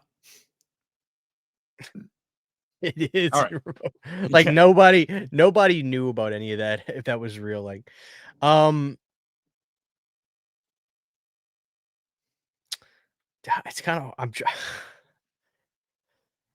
I mean, I guess it had, dude. In terms of like shit hitting the fan, the only thing that would come close is Cloverfield. Thank you. That But I movie think it fucking has, ruled. dude. I think War of the Worlds. I mean, dude, bodies are dropping at a rapid pace in War of the Yeah. Worlds. When it So first comes up out of the ground and everyone's running and it's just like, and like everyone disappears. Like, fuck that, dude. What chance do you stand? Like, seriously. And I know somebody in here. There's some motherfucker watching this, like, I could survive. Yeah, I'm sure you could, Terry. I'm sure you could. Like, who the hell's Terry? I don't know. It's just like I was thinking about that video. Like, put it in reverse, Terry. Oh, You know, what are you well, doing, Terry? but like, no, you're not going to survive. The only reason Tom Cruise survived is because he's Tom Cruise. Like, let's just be real. Everybody else was dying. Like everybody. That's the I need to crazy see, thing too. dude. I Go need to ahead. see that War of the Worlds that came out this year with No, Ice Cube, I'm not going to where watch that he ever. literally is like, he's like, the parameter of the place Mhm. that we need to, like, he's literally just reading lines like for the first time in this scene. It is hysterical. Holy shit, it is hysterical. Yeah, I heard some truly like all-time awful shit about that movie. It's a Like 2.5 on IMDb. It's got a 4% on Rotten Tomatoes. 4%. you should Oh my watch god, that. Eva Longoria's in it though. She's smoking hot. You should lie to Sydney and be like, Sydney, there's a There's a new new movie we gotta World. check out. We gotta check this out. Oh Oh my man. god. So what's your answer then? Is it Fire in the Sky? Is it Cloverfield? For the greatest alien invasion movie, I think the one that haunts me the most is Fire in the Sky. I really do. But the one that but to answer your question, the one where I would say, well, do I stand a chance? I mean, Fire in the Sky, they only grabbed one of them. So I got a 33 and a third percent chance.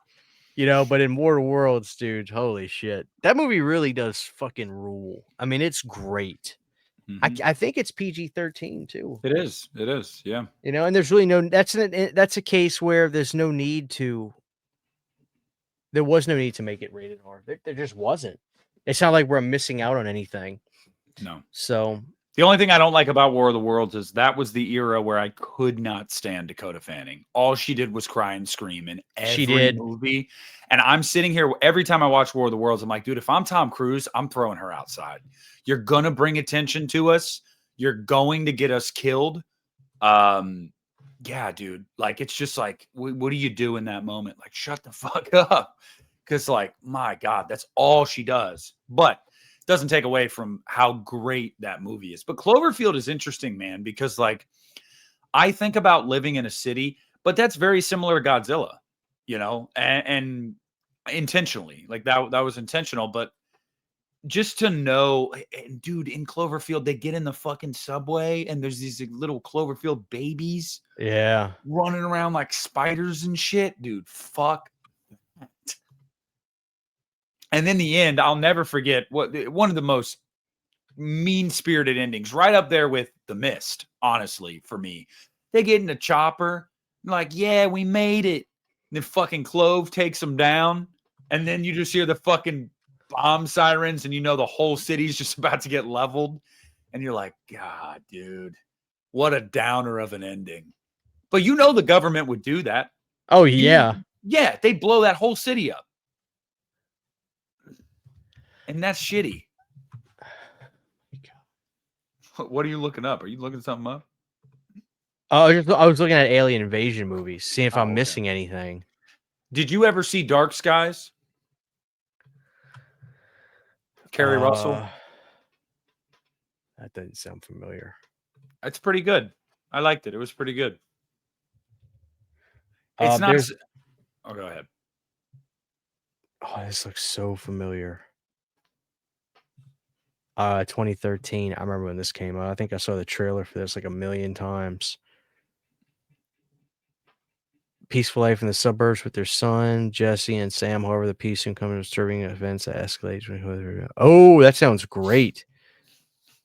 You need to watch it. It's really good, actually. It's not so much an alien invasion movie like large scale. It is very contained to this family. But sometimes that's even scarier. Like, because you just think about if aliens just chose you and your family, like, we're gonna abduct you. Like, that Yeah, fucking sucks. honestly, that sounds right up my alley. Like, there's really, yeah, that sounds great to me. I have to check this out. Yeah. Yeah, I saw that one. That because that's similar to Signs, like that self-contained idea of them coming to your house for you, not like the world, like no, they're here for you. That's you still need to watch fucking Knowing, dude, that Nick Cage movie. I'm sick and I tired of know. asking you to watch that. You're I need no, I do. I need to see it. It's hard, man. I really do try. I constantly have to keep up with shit. I It's know, but it's that's Nick Cage. That's Nick Cage and Aliens. I just watched a Nick Cage movie like a couple nights ago. It was from like 2019 about Nick and his two kids that live in this post-apocalyptic world. It was all right. It was an RLJE film, so it wasn't like a huge thing. But no, I need to see that. I haven't seen that. Nick Cage just does so many fucking movies, dude. I can't keep up with him. Yeah, dude, he's setting himself up for a great retirement. And Or he's paying off. I heard he was paying off debt. he Like he did had say like, that. Yeah. yeah, he had That's a shit ton crazy of to debt. me. Nick Cage has done so many huge movies. He's made tens of millions of dollars in his life. It makes you wonder, what did you buy? What kind of trouble did you get yourself into when you were at your peak? What did he get himself into? I'm wondering about I that don't now. know. Yeah, like I don't know.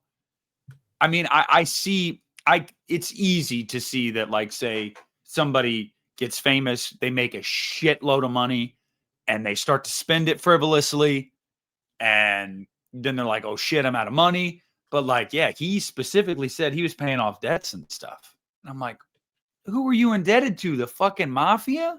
Like, did you have somebody taken out?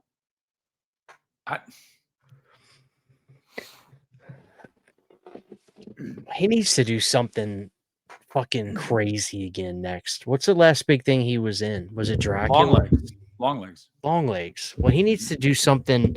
I saw an interview where somebody was like, "Did you enjoy doing this?" And he said something like, "Yeah, but I never want to do it again," or something. Like, what are you talking about, dude? Like he just doesn't want to explore shit like that again. Which, you know, maybe just as well. No, it's We'll not see. just as well. I didn't care for the movie Mandy. I know a lot of people loved it. I didn't care for it. It was a little too frenetic and chaotic for me. Hard to follow. Clearly, that movie was made for people to get really high and watch it. Like, I totally understand it. But he's really good in that movie. And like, Nick Cage became a meme for some people for the longest time. And I don't really know why, because like, if the assumption was that, or if what you were trying to say is that he wasn't a good actor, that just couldn't be further from the truth. Like, Nick Cage has done some really good shit. And Oh so, yeah, like, he's a legend.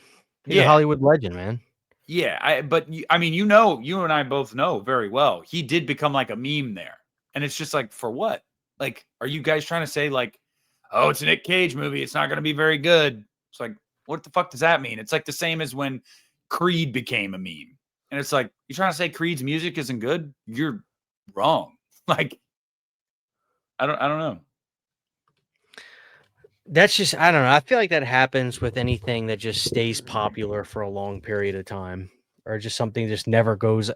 Stuff that just never like Nickelback's the same way. People say the same shit about Nickelback.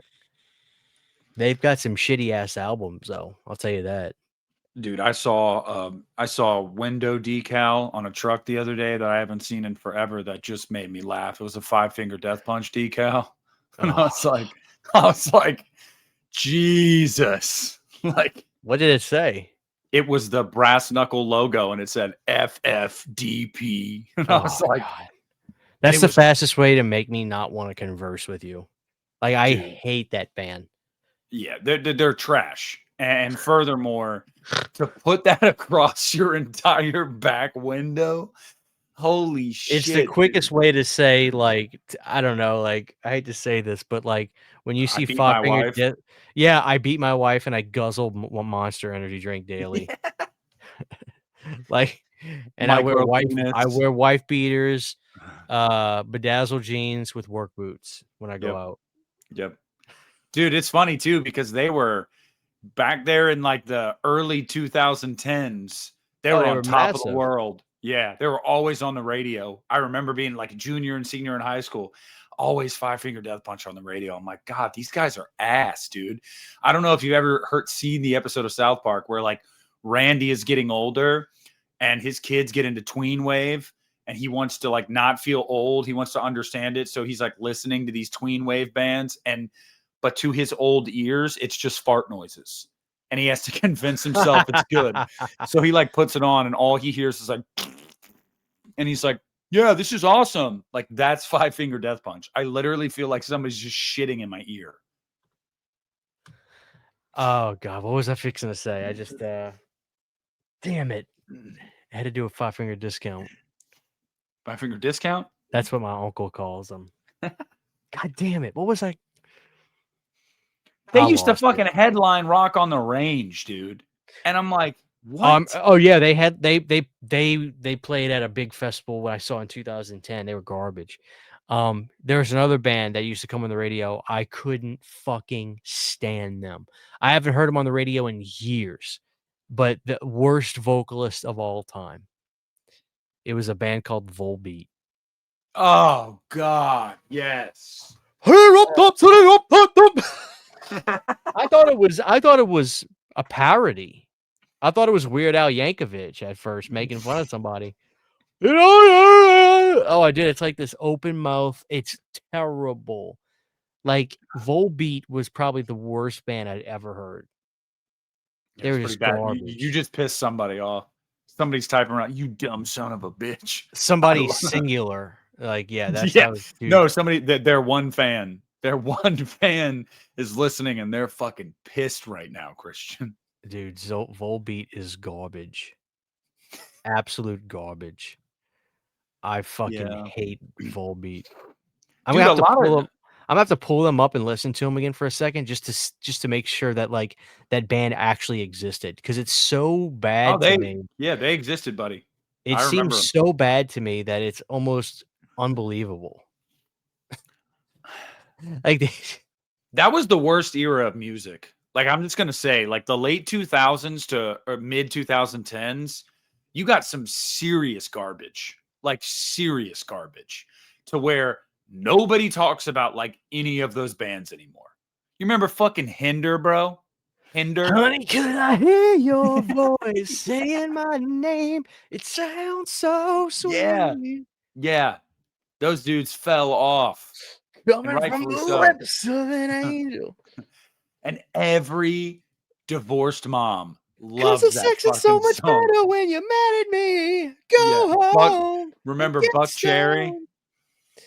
'Cause y'all crazy, bitch, but you're so good, I'm bidding up. See? I could go Do down the you all line night. of all these bands from that time that were just trash, dude, like garbage. I hate the band, Theory of a Dead Man. I hate them Oh, yeah. because they had a huge hit, Bad Girlfriend. Da-na-na, ta-na, down, now, now, now, now, now, now, now, Yep. now. And I'm like, how the fuck did they get away with this? They literally ripped off the Cult. Like, they ripped off Fire Woman note for note. I couldn't believe it. Note for fucking note. And I just hated it. I hated it, man.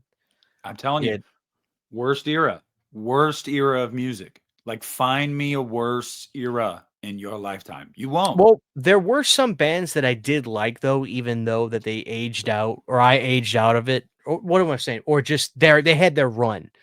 And there were some decent bands that I liked. Some of them were like they sound so 2000s. But I liked a band called Rev Theory. They were pretty good. They had some hits. They did a song for a wrestler, Randy Orton. That's pretty cool. What was Rev Theory's biggest hits? Let me see. That sounds familiar. I'm sure they had like one song that was really popular on the radio because I recognize that name. Let me see. Well, they have 780,000 Spotify listeners still. Yeah, they had a big album from 2008 called Light It Up. It was a big album.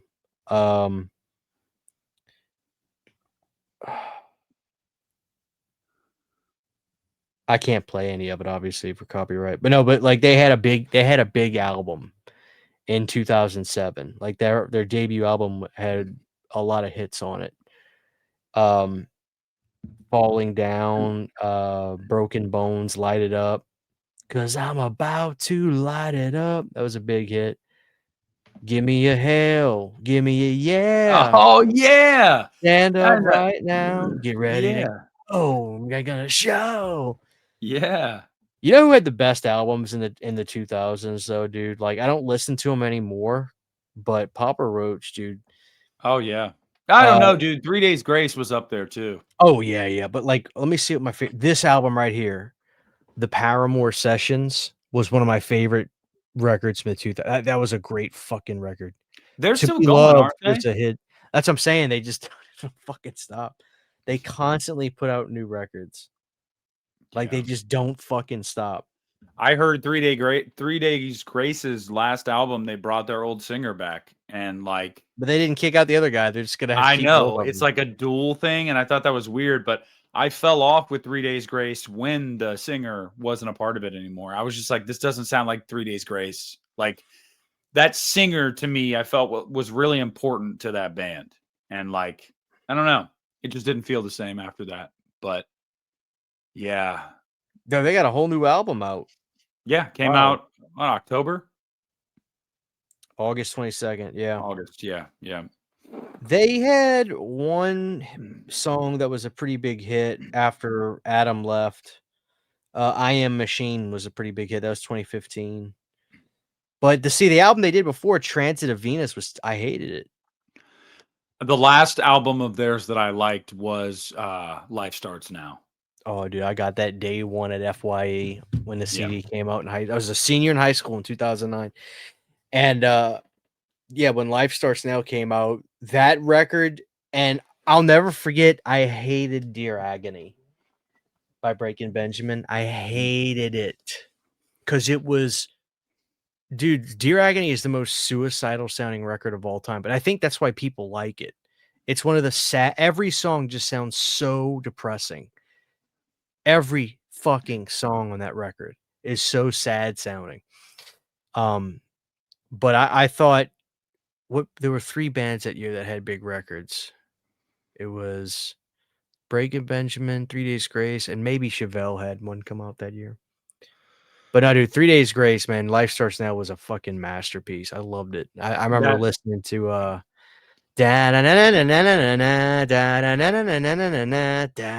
was that song? The Good Life. All I Want.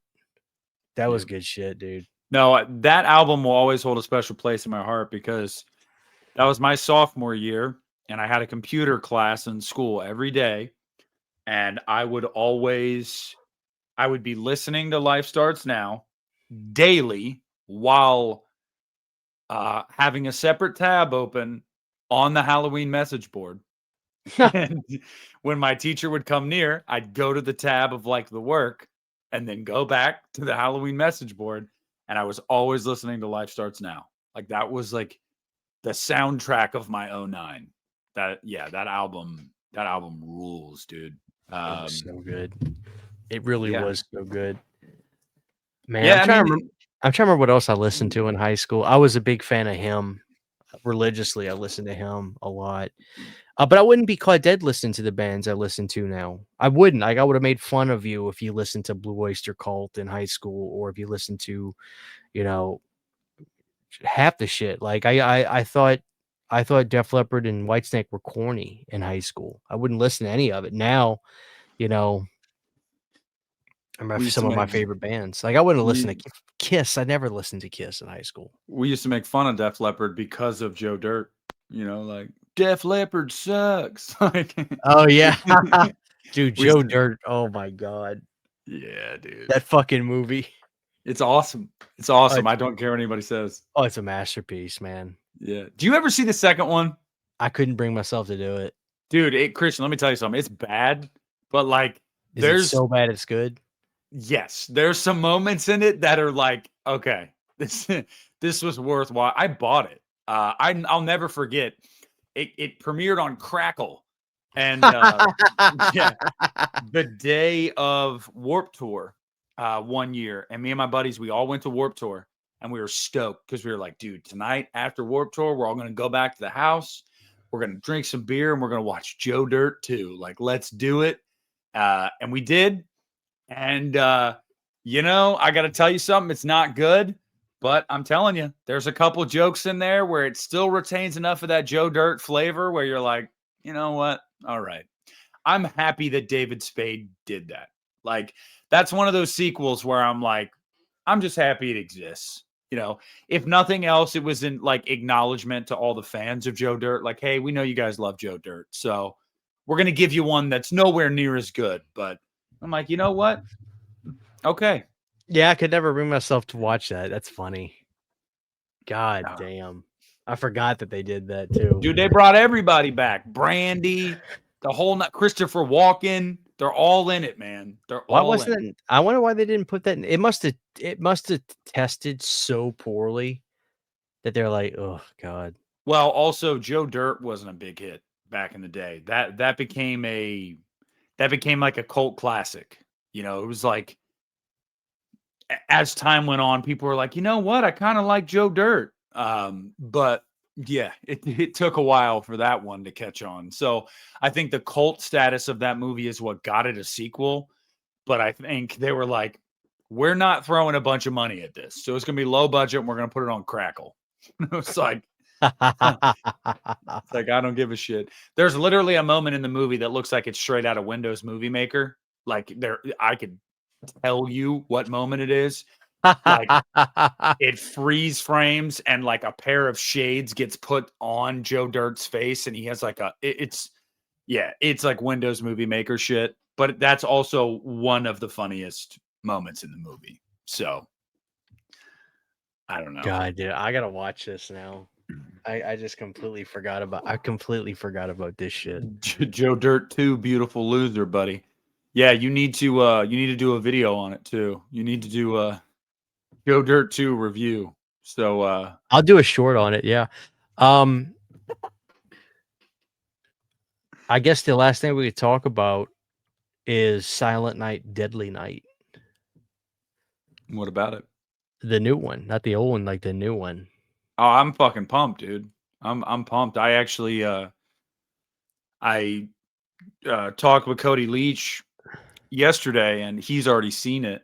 And I briefly mentioned it to him and I was like, yeah, no, I saw your reaction to that movie. And he was like, oh, dude, it's actually surprisingly good. Like I thought I was going to go into it and it was going to be okay or whatever. But he was like, no, it's surprisingly good. And I was like, yeah, he said they take some chances here, man. Like he's like, it's not like a straight up remake. Like there's some interesting decisions that they make. I'm excited, man. I mean, where are you at with it? Like, are you too, or? So the thing about Silent Night, Deadly Night, the original, is I actually find that to be one of the best 80s slashers. Period. Not even like forget the fact that it's a holiday movie. Like legitimately, I think it's like, dude, it's like to the bone a great slasher film. It has a shocking beginning. It's got a little bit of camp to it. You know, it really does, especially when you see the grandpa look at the little kid at the retirement home. That fucked up opening. And Yeah. then, you know, it's a psychological movie too, but it's got that sleazy grindhouse. It really is like the perfect, genuine 80s slasher film. Mhm. So my thing is, I saw the trailer for it. I didn't like it's like I don't even try. I don't wanna watch trailers. Sometimes, like, they literally I can't avoid it. And so I saw it, like, a part of it, then I decided, "Oh, fuck, I'll just go watch it." It does come across as completely superficial to me, and so I'm just wondering if what I'm seeing from the trailer is gonna be a totally accurate representation of what the movie is. Because I don't see the original as superficial. I actually see it as just a fucking great slasher film with psychology to it. And but still all those elements that make that such a great '80s film with the touch of camp and that grindhouse feel. And this one looks like I'll be honest with you, my biggest fear is that it's just gonna be a Terrifier film in terms of just Nope. I can tell you, Cody specifically said that. He was like, I went into it thinking, oh, it's the people that did Terrifier, so it's going to be like Terrifier. And he was like, no, it's not. So, because I thought the same thing. It's Cineverse. It's like, oh, they're going to give us their version of Terrifier, or not their version because they obviously are behind Terrifier. But no, he actually said that it. I don't know. I'm excited. I didn't get any details, but I hear you. And the Red Band trailer made it look like that too, where it's like, like a Terrifier film. That's my yeah. biggest thing. I'm just like, "Oh god, I don't want that whatsoever." Well, where are you at with? So when I was talking to him last night, he said he'd only seen the first two, and I was like, buddy. He's like, well, I'm gonna go through the series in December on my channel, and I was like, the Toy Maker's actually solid. Like, I'm not gonna lie to you. Part 5 is actually decent. But where are you at with that whole series? Because I know a lot of people love part 2 for its garbage day, but like that's 80% the first movie. I don't care for I like the first one. I like 5.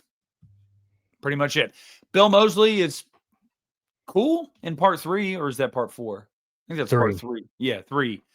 But like as a series, it's not very good. But 1 and 5 I like. Um, so 1 is like I said, I think it's one of the best slashers, period. Um, 2 is a piece of shit. 3 is aight.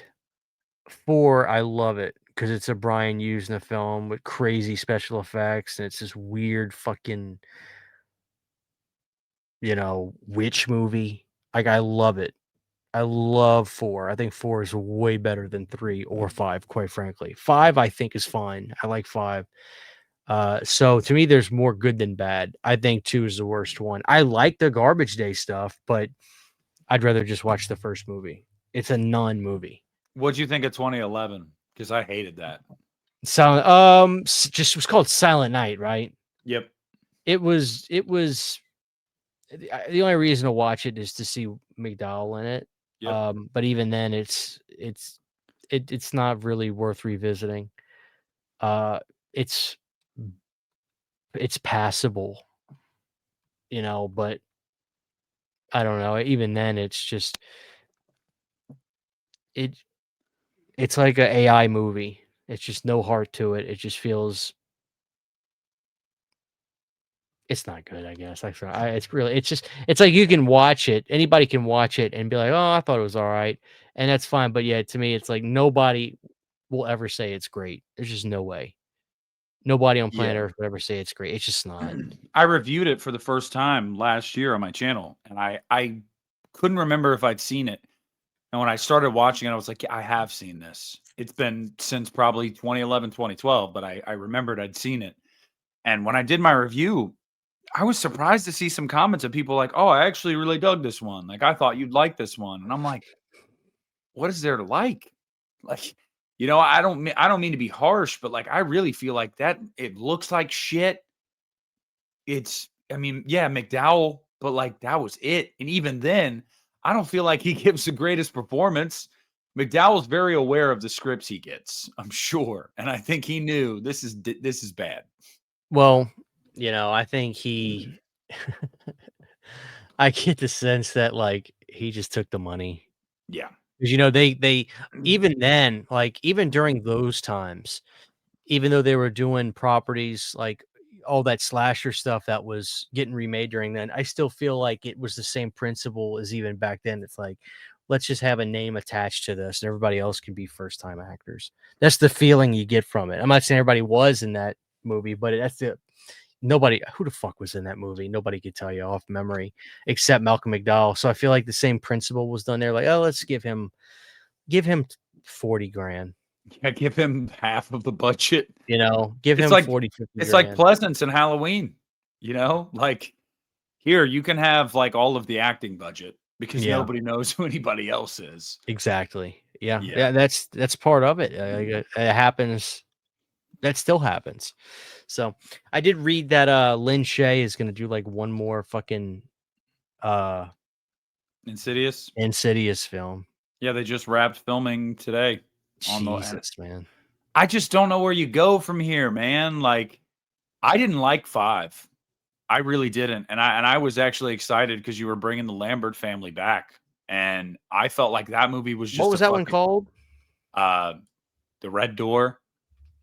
Oh yeah, I didn't even see that. I remember you told me like, dude, it's a It's piece of such a shit. it's a melodrama, dude. It's not even a horror movie. I'm just like, Yeah, I remember you sent me like this guy Patrick Wilson did a song with Ghost, and I listened to yeah. it. I'm like, even that, I was just like, this is just, I'm not buying this. I don't buy it at all. It's not good. And a lot of people, that's another contentious topic a little bit. Some people gave me pushback. Oh, I really liked it. I really liked the story here. And I'm like, I mean, I can understand that, but like it wasn't an Insidious movie.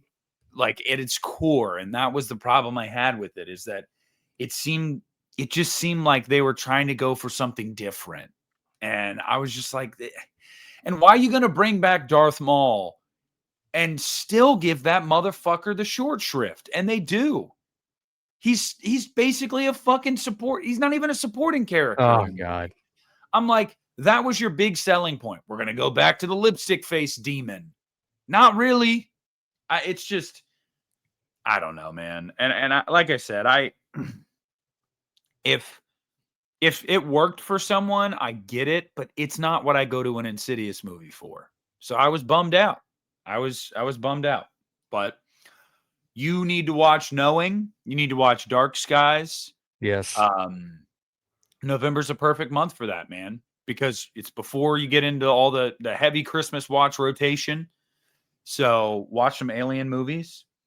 I want to let everybody know I'm not full of shit here. So I was briefly in conversation with somebody about getting John Carpenter on the podcast. I'm not shitting you. When I tell you my the number God. that Christian and I got. It's so funny because like I wasn't around my phone. I put my phone on. My alarm stopped working on my phone. So the only way I found that it works is if I put my phone when I go to bed, I put it on do not disturb, and then the sound will actually go off. But like I Yeah. read it on Reddit, there's actually a thing going on with iPhone. Like anyway, so when I woke up to your. It's like, yo, dude, you up? Big things happening, and then you can continue. Yeah. Yeah. And the number that I was asked what we felt was fair. And I thought, I know that Carpenter's like the GOAT, dude. So, but I was like, I mean, not saying we would have paid this, but I was like, I feel like $1,000 for an hour would be more than fair. And Christian and I have actually talked about that before. And he said, I'd pay 1,000 for John. And so I threw that number out. And they were like, yeah, we're not in the same ballpark. Like, we're not even close. And I was like, okay, well, can you give me an idea?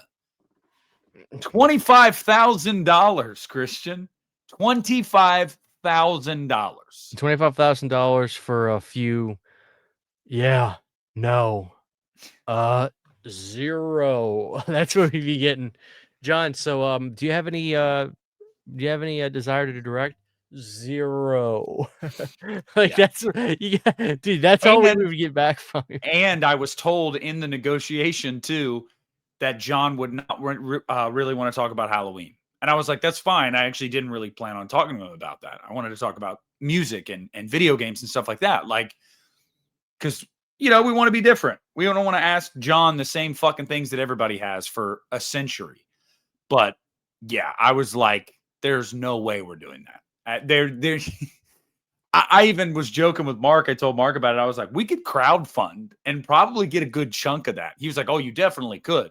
We're not doing that. Love John to death. Would love to talk to John. After the interview that would come out if people paid for it, and it's just like 1 or 2 word answers, because you know he's going to be like that. Yeah. So that's not happening, guys. But it was something we talked about. But I am We can do Tony Moran, ladies and gentlemen. We can do Tony Moran. We can get him for $350. No, he's gonna pay us. He's gonna pay. I want the real Tony Moran, man. No, you don't. not on my channel. You don't. My channel I want the get taken real down. Tony Moran. I want the devil Tony Moran. But I am going to try. Christian and I talked about this, and I'm dead serious. I have noticed that there is somebody that you can't get in touch with their agent. That information is not public. You would have to use IMDb Pro, which you have to pay for, to find out who their agent is and get in contact with their agent. I'm not doing all that. I am going to try to get Mike Flanagan's attention on social media. And I know it might sound funny, whatever. I have seen Mike Flanagan notice people on social media. I have seen it. Okay. I'm going to try to get his attention. I'm going to try to formulate a plan here. I'm asking for your guys' help.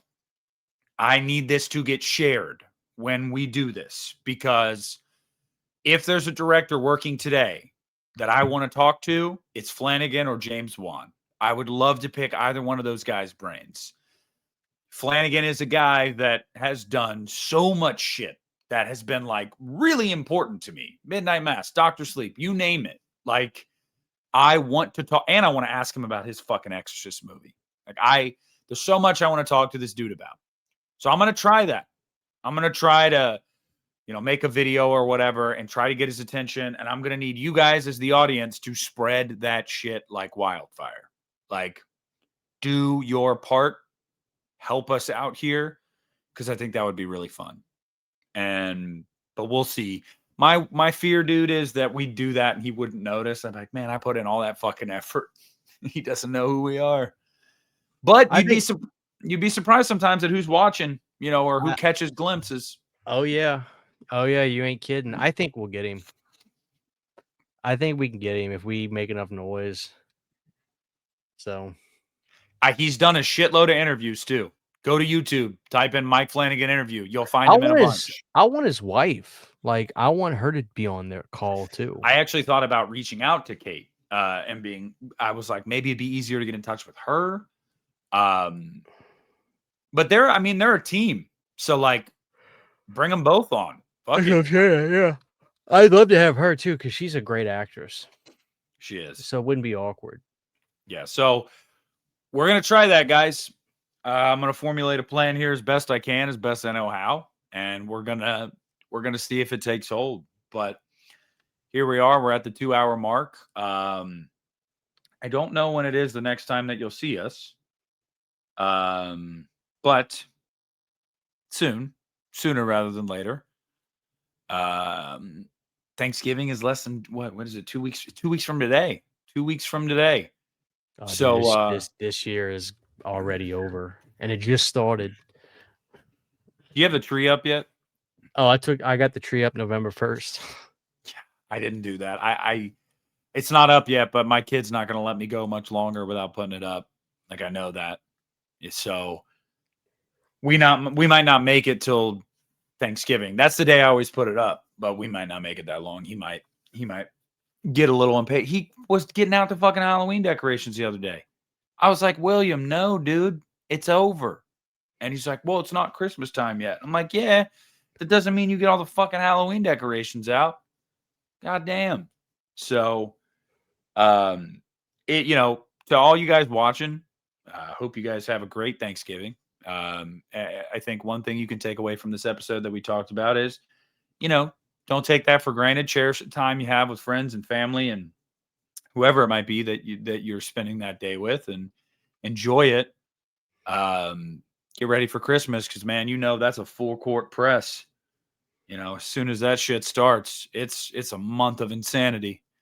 But I'm excited. I'm excited that we get a Christmas slasher this year in theaters. I feel like we don't get enough of those. Yeah, you got anything else for the people before we say sayonara? Get The Descent on 4K. It was a really great 4K. It was really great. Did you do a review yet of that? No, I filmed it when you were sleeping. Yeah, we were a half hour late because I took a nap. So. But yeah, that's fun. That might be up already on my channel right now. It just depends. Because I did a video bitching about Eli Roth too, so I might post that. Was it about the ice cream man? Dude, I'm so sick of him. All he wants to do is keep producing all this shit and he wants to be Roger Corman, and he's not giving us Thanksgiving too. It's bullshit. So, no, yeah, I'm starting to bitch about it. I'm starting to bitch about it and talk about it on my channel because, like, whenever I have these ideas of stuff I want to bitch about, if it takes me like 4 minutes to record, I'm just gonna do it and post it. Half that shit does better on my channel than anything I edit anyway. So yeah, so Eli Roth, if you're listening, dude, stop being a fucking bum and go ahead and make Thanksgiving. No, seriously, it's like, dude, he's got the horror section now, his whole new deal, and it's just like he's got his name on a million projects, but it's like the dude does not want to write or direct shit anymore. Like, yeah, he's writing in collaboration with these guys are all doing the work, and then it's just like he was supposed to do Thanksgiving 2 the next year, and then no, it's like, hey guys, we're actually going to take the year off, we're going to write this thing, we don't want to rush it, and then of course the next year comes, we're not doing Thanksgiving 2 right now. You kidding me? It's like, part of me kind of hopes, I don't want to prey on anybody's downfall, but part of me kind of hopes that the ice cream man flops, so it's like, yeah, well, maybe I'm just pissed that like that's getting remade to begin with. Like, dude, it's a fucking Clint Howard film from 1995 that went straight to video, and we're remaking it. Yeah. What? Yeah, I don't know. Eli Roth is he's very people up his don't, own dude. ass. People do not like him, and there's a whole thing online about trying to get that guy canceled. And I'll just say, look into it if you want to. But that dude has some. I hate him. I don't hate him. I'm bitching about his business plan, which I can't stand. Because it's like he just wants to throw his name. He wants to be Roger Corman. He does. He wants to be like, he wants to put out 6 movies a year that he has his name attached to, but he's just not directing shit no more. Yeah, I know. We got a great Thanksgiving slasher, and it made money. And then we get an announcement of a sequel, which again we don't have enough. Which was supposed to come out the next year. Yeah, which again we do not have enough Thanksgiving horror movies. We just don't. And you decide, you know what? Let's do something else. We'll put that on the back burner. I mean, I'm going to be real with you, Christian. Thanksgiving was Eli Roth's biggest hit since Hostel. So this guy can't act like, oh, I've got more important things to do. The fuck you do. Most of your movies go to fucking VOD. Okay? I'm not saying there's not merit to some of his movies. I like The Green Inferno. Don't get me wrong. This guy is not what he thinks he is. Right. And so, like, you had a modest hit that got a green light for a sequel. Make the fucking sequel. What are you doing? Whatever, dude. Yeah. That's it. Okay. Sorry, I went on a tangent there. So, yeah. Thanks for watching, guys. And to Don Mancini and Eli Roth, we're sorry we could never have you on the show because you guys fucking hate us now. But make Thanksgiving too, Eli.